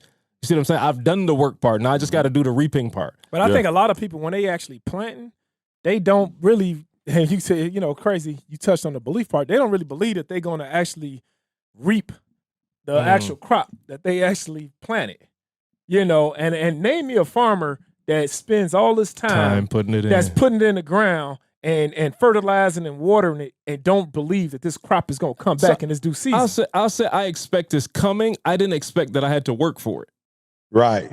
You understand the difference? Right. In my mind, I'm like, I'm planting. I know stuff is going to come, but I thought it was just going to come. I thought it was going to get off the tree and come to me. Pick yourself up out the ground. No Come on, just walk into your pocket. Because I did the work. I land on my plate. Like, I'm just being real. It sounds funny, but that's the way I approach life. Yeah. So like, yo, I'm working because I believe Christianity, bro. You put all this work in, like, it's coming back. Whatever you sow, you reap. I'm sowing. Like, you know what I'm saying? But I did not. For real, I never processed that part. Like, no, you got to go get it too. That the harvest is just as hard. Just as hard. Or maybe even harder, Carl. And I don't mean harder physically, but harder mentally, because you're automatically thinking it's just going to come. And that's why it's hard, because you thinking, yo, it's right. I did get the house in California. Bruh, when I tell you it's been a challenge, it's been a challenge. You feel me? Getting it. There's some things inside of the house that ain't 100% right. You feel me, Ma? I just got an attorney. You feel me? So I can do this thing the right way. Yeah. You feel me? My landscape ain't where you know what I'm saying? Like, I put in paperwork. Like, bruh, it to Carl's point, we are in the reward, but it has not been easy. Yeah. You feel me? And I think that's where a lot of people go wrong. Your desire doesn't match your dedication. It doesn't match your discipline. It doesn't match your development. Like, you have a desire to have something or be something or do something. Like, you do want to go get that degree, or you do want a better relationship with your spouse, or maybe with your kids, or maybe you do want to start a business, or maybe you do want to go to the league. Lil Trey, Tyus, TJ's boy, I think TJ was working with him since he was, CJ, if I'm not wrong, was doing push-ups. Yeah, right, in the womb. Push-ups in the womb. Yeah, in the womb. So Trey said it, though. Yo, there was a time where I hated my father. I hated doing all this stuff. I didn't want to do all of this. It is only when he got the scholarship to Northwestern, you feel me, and he may potentially be one of the, go-to running backs. Yeah. You feel me? That he's grateful for it. You feel me? But there was a time when he was, and I think there's so many people, Maul, they love the feeling that they get when they like, yo, I want to do this. I want this. I want to have this. But then when the reality, like Carl said, of what it will take. Yeah. I think most people, or a lot of people, fall by the wayside once it's like, now you have to do the thing that is going to bring you the thing. And let me say this real quick. I actually, because Carl was talking about it, so I just went and typed in reap. The definition. They're action words. It says cut or gather. So it's action on the front end, but there's also action on the back end. You see what I'm saying? It says, and then the sentence they use is large numbers of men were employed to reap the harvest. Watch large this, number. Right. Watch this, E. So again, as we're talking about it, it's a completely different process, which means you need different tools. You know what I'm saying? Think about it. Like I'm reaping corn. I ain't planting corn. I could plant maybe with a bucket and a shovel if I'm doing whatever. But now as I'm reaping it, I need different tools to reap it. You know what I'm saying? I need somewhere to store it. It's a different process. I could store seeds in probably a cup. I can't store a couple of grains of corn in a cup. You see what I'm saying? So it's a whole different mindset, a whole different process that has to take place. And the crazy thing is, I talked about it. I touched on it last week when I was talking about being bold. Fortune favors the bold, right? And the reason that was heavy on my heart is because, I think we touched on it a little bit more, but you can speak about it. Like when you were out with those other two groups that you're bidding for these properties with, which, by the way, we lost it initially, right, to another group. Did that group seem like they were timid and like, mind you, they don't even live in the community, ain't never been to the community. Carl, and they walking through bold. Mar, you can speak to it. I mean, just like, what did that feel like? You're watching them, and meanwhile, we sitting back like, I don't know if it's for me. You know they what? walking through a community they ain't never seen before. Like, I'll take this while we sitting up passive. And they walk, so it goes back to what I was just talking about the farmer. They were walking with a sense of expectation. And I wanted, this ain't nothing, I love all my people. But they weren't from the south side of Chicago. Where were they from? Russia. Russia. Seriously speaking. So that's who Maul, who lives on the South, loves the South, gives back to the South, everything. Seriously. A group of, again, nothing wrong with it, it's just Russian guys on the South side that ain't never been to Chicago. But they heard about the portfolio and came in to put, they came in to claim. To claim what's theirs, man. And we sitting back like, I don't know. And not only claim was theirs, Carl, whoever it is that's responsible for it is entertaining them. Right. Oh, for sure. Right. Because they entertaining them. Because they saying, okay, talk to us and entertaining them probably in a way that they won't entertain us. So, Mar, they didn't say to you, listen, these guys got this money and y'all got this money, whatever, but, because you're going to do something beautiful with it and you're going to give these properties to, individual, who need it and who are going to be able to create generational wealth for their family. You've been giving keynotes all across the world. You've been doing podcasts. You've been giving back. You've been teaching on your alumni calls. I've been with Eric Thomas, too. I've been with Eric Thomas. At no point did they look at you and go, we're just going to get the properties to you. Yeah, not one bit. We lost the bid. Not one bit. Matter of fact, they sent the letter said, congratulations. You finished in second place. You finished in second place. Congratulations. You don't get nothing for that. But I'm just saying. Finish in second place. No, listen to what I'm saying. You got a group of investors from Russia walking around the south side of Chicago looking to acquire a huge portfolio. And like I said, judging by how you was calling me, it didn't seem like they was timid and like acting like they didn't seem to be intimidated by more muscles. No, not at all. They was looking like, step back. Oh, bro, you should have seen us from here. You should have seen us walking through the door every time we got to a property. They'll try to walk in kind of first. And I start pushing them out the way, and I start walking in, and I'm just like, bro, it's not about to happen. Like, I'm here. Bro, not only that, and I don't know, did we say, I can't even remember what we said. They said, Maul said they was like, let's hurry up and get out of this neighborhood before all the SHIT heads come out. Oh, yeah, absolutely. Absolutely, bro. Bruh. The disrespect. The disrespect that they got for the community, and they coming in there to claim it. I told CJ eventually, I was like, bruh, that's why I got on this T'Challa Forever. I started feeling like, man, this wasn't even about us. Like, we doing this, we represent the whole community, dog, a whole people, whole movement. And so I was just like, and this is what I was telling people. And this is because I remember CJ made a point to this. I don't know who he was talking to, but he was just like, Maul has never stopped believing that he was going to get this portfolio. Right, no question. Never stopped believing. And that's because they go back to what we were just talking about, Carl. Yeah. When I plant seeds, I believe without a shadow of a doubt that I'm going to reap that harvest. And so part of that reaping part, remember, that's doing work. I continue to act as though we were going to be in possession of that. Even when they sent the congratulations letter, you in second place, I still was like, all right, you know what? Let's put things in place so that when this person fails, we going to step up and get this portfolio. So 3 weeks later. Wow. 3 weeks later. Come on, dog. Wow. Fortune favors the bold. Fortune favors those who are willing to not only sow, but also go reap. All of those things. And Fortune also favors you if you take an Organifi. You know what I'm saying? No question. Shout out to Organifi, the superfood green juice powder, keeping this podcast on 10. Shout out to Sean Stevenson, who just texted me as we're sitting here doing the Organifi read. He put us on it. So make sure you go to Organifi.com, ORGANIFI.com. Use the promo code SUCCESS. You can get 20% off your order. All right? That's going to be amazing. Real quick, man, talk about delayed but not denied. And I know you got to run, man. If you got to run, we can finish up these last few minutes. But I would be remiss if I didn't give a shout out to my dog, the living legend, the point guard, CP3. Yes, sir. But man, 16 years in the game.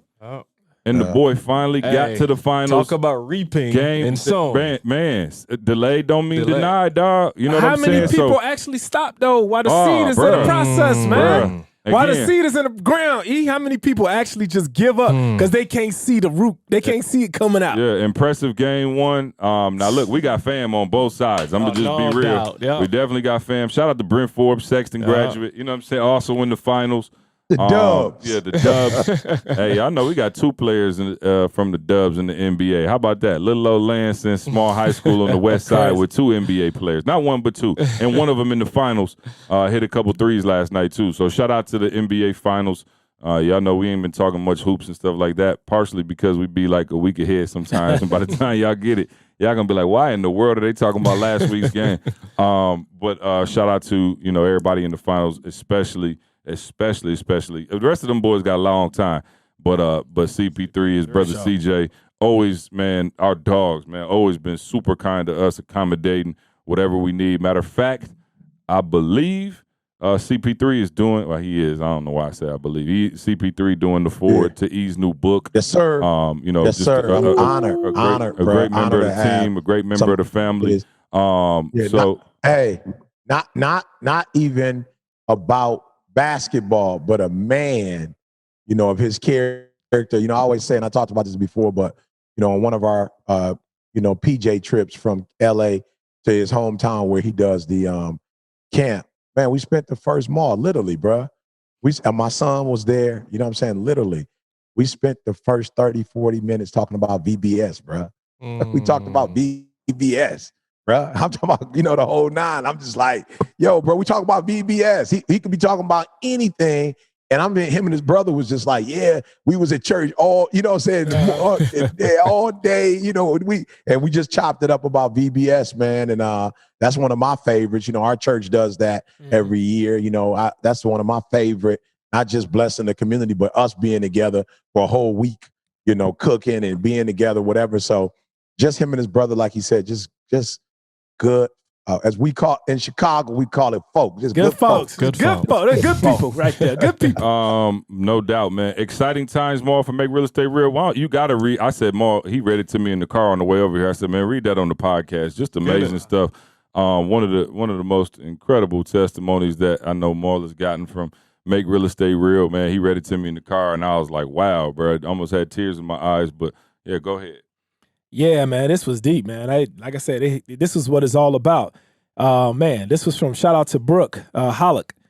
She sent me a message just yesterday. Said, Mr. King, I want to thank you for your Make Real Estate Real course. Last May 2020, during COVID, my friend and I split the cost of your course.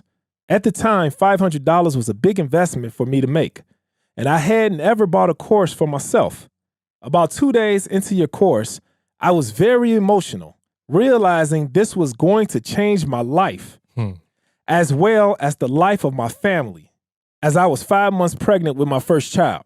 On July 1st, I closed my biggest deal yet, receiving a check for over $100,000. Let's go. Come on, man. 100K. Look at Maul about to cry. Oh, man, because it's deep, bro. I'm not mad at this you. next Go for line, it. this next line, though. You have changed my life forever by providing me with a vehicle to create wealth. I'm forever grateful. Your course is changing lives, and you are a great man for that. Man, I can't even. And then the she sent picture. her. Then Show she Carl. sent her. Then she Carl, sent look her. at this. Yep. Wow. How much is the check for? 101,717 and 58 What's the date on it? 7/2, July 2nd, 2021. 101,000. $101,000 off of. And she's not. This is not. Said Where's $500 was a Where's stretch. this at? Say it again. Where's this at? Ooh, Tennessee. So it's Come on, not man. even Chicago. It's This not is. I tell people all the time, you don't have to be in Man, Chicago. you don't have to be in Chicago. She said she split it with a friend, spent $500, and that was the 500. stretch, and made 100. Bro, like seriously, man, I'm proud of you, dog. This is like real, bro. That's Maul was like, I'm talking about. He was in the car with tears in his eyes, and like sent her a voice note, and again, man, just amazing stuff. So lives are being changed, man. If you have not done Make Real Estate Real, please go to MakeRealEstateReal.com. Sign up, get the information, man. Change your life, change your family's life. So that you shout can out to her. experience life, the full full experience. So you can get over to of that life. French Laundry. Let's you know what go. I'm The saying? full You want to get over to that experience. French Laundry. So shout out to her. No, that's amazing, man. And when you got kiddos and things, man, she understands the system now, and there's no doubt she's gonna go back and do Bro, the you exact know same she just thing. took that 100,000 and put it in the bank account in some high yielding interest rate, Yeah, bruh, and put it in for her child. Yeah. Dog, do you know by the time that child is probably her age, which I don't even know how old she is, but let's Yeah. just assume that she's 30, 35. Bruh, that child will have over $1 million already saved, right? Wow. That's generational wealth right there. That's what I'm trying. And she made that money just One from using decision. that information. One A $500 decision. investment. but I got an idea that she probably gonna take that money and reinvest and do it again for and sure. double up and triple And make up. herself a millionaire. And be, Sneaky right, feeling. and be worth Sneaky 50 mil by the feeling. time that I got baby. you. Wow. So man, shout out to her, man, and just amazing stuff. Congratulations, seriously. I know that's why. When I was pushing you, I'm like, dog, our community, our listeners, they good people. They work hard. They need this information. So salute to them. So, Carl, what's going on with Solo Creator Pro? Man, not on that level, Maul, but I got a call this weekend from somebody that we know. See, he said don't say it publicly yet. It's still in the process. But he's like, dude, I took the Solo Creator Pro course and I started producing content. And he's like, dude, a local, I ain't even gonna say that, but he just got a job opportunity just based off of the content that he's posting. And he called me like, bro, like you changed like the trajectory of where I was going. You changed it just by teaching me how to use my phone to create content. Yeah. So he's like, man, I just want to thank you. So again, man, we did a crazy, y'all, if you didn't get the offer this weekend, that sucks. But we actually did a crazy lifetime offer. I don't know. I'm going to talk to the team and sneak it back for y'all. All right. But we did a lifetime offer for $500. Any content we producing at all. So I might, you know what? I'm going to do it for the podcast listeners. on. That's what I'll do. Come on. Podcast. I'll get something to y'all. Remember the promo code S2S Podcast. Just say that. I'll get some to y'all. S2S Podcast. S2S Got it. Podcast. Appreciate that. Man. Let's see. Maul, you back to Chicago. It looked like what's next. next? Yeah. What's next? I got work to do. What is next? next? I don't know. I have no idea. How long you up here? The doc I'm going to Chicago. When do I go to Chicago? Monday? Monday. Okay. Tuesday. And I'll be Tuesday, and I'll be there till Thursday, and then back home. I haven't been home in seemingly I'm gonna years. start. Home is where the heart Airbnb is, bro. All of y'all houses. that's That's what my I next need to do. business idea. I'm gonna Airbnb y'all houses for y'all. Yeah, How about right. that? Nobody at their house, man. It's but kiddos go back to school, so we'll see how that works out. But anyway, man, appreciate y'all listening. As always, leave us a review. Oh, Nikki just sent me something, said we cracked the top 10 Yeah. in our category. Can I get cracked a little? Yeah, applause. Yeah, shout out to the Secret to Success podcast, cracking the top 10 in the education category, I believe. And shout out to everybody that's rocking with the whole network, the Resonance Network. We're trying to bring all the podcasts up, man. Keep giving y'all this content. Absolutely. The Resonance is doing big things. Shout out to all the other podcasts on there. Y'all keep checking it out. Keep subscribing. Keep liking. Keep sharing it with your friends. Go on iTunes. Leave us a review. We out of here. We'll see you next week. Let's go. I want you to focus on here right now. Don't you worry about when you get home. You concentrate on this opportunity. You don't worry about tomorrow. You concentrate on this opportunity with all your might, with all your soul.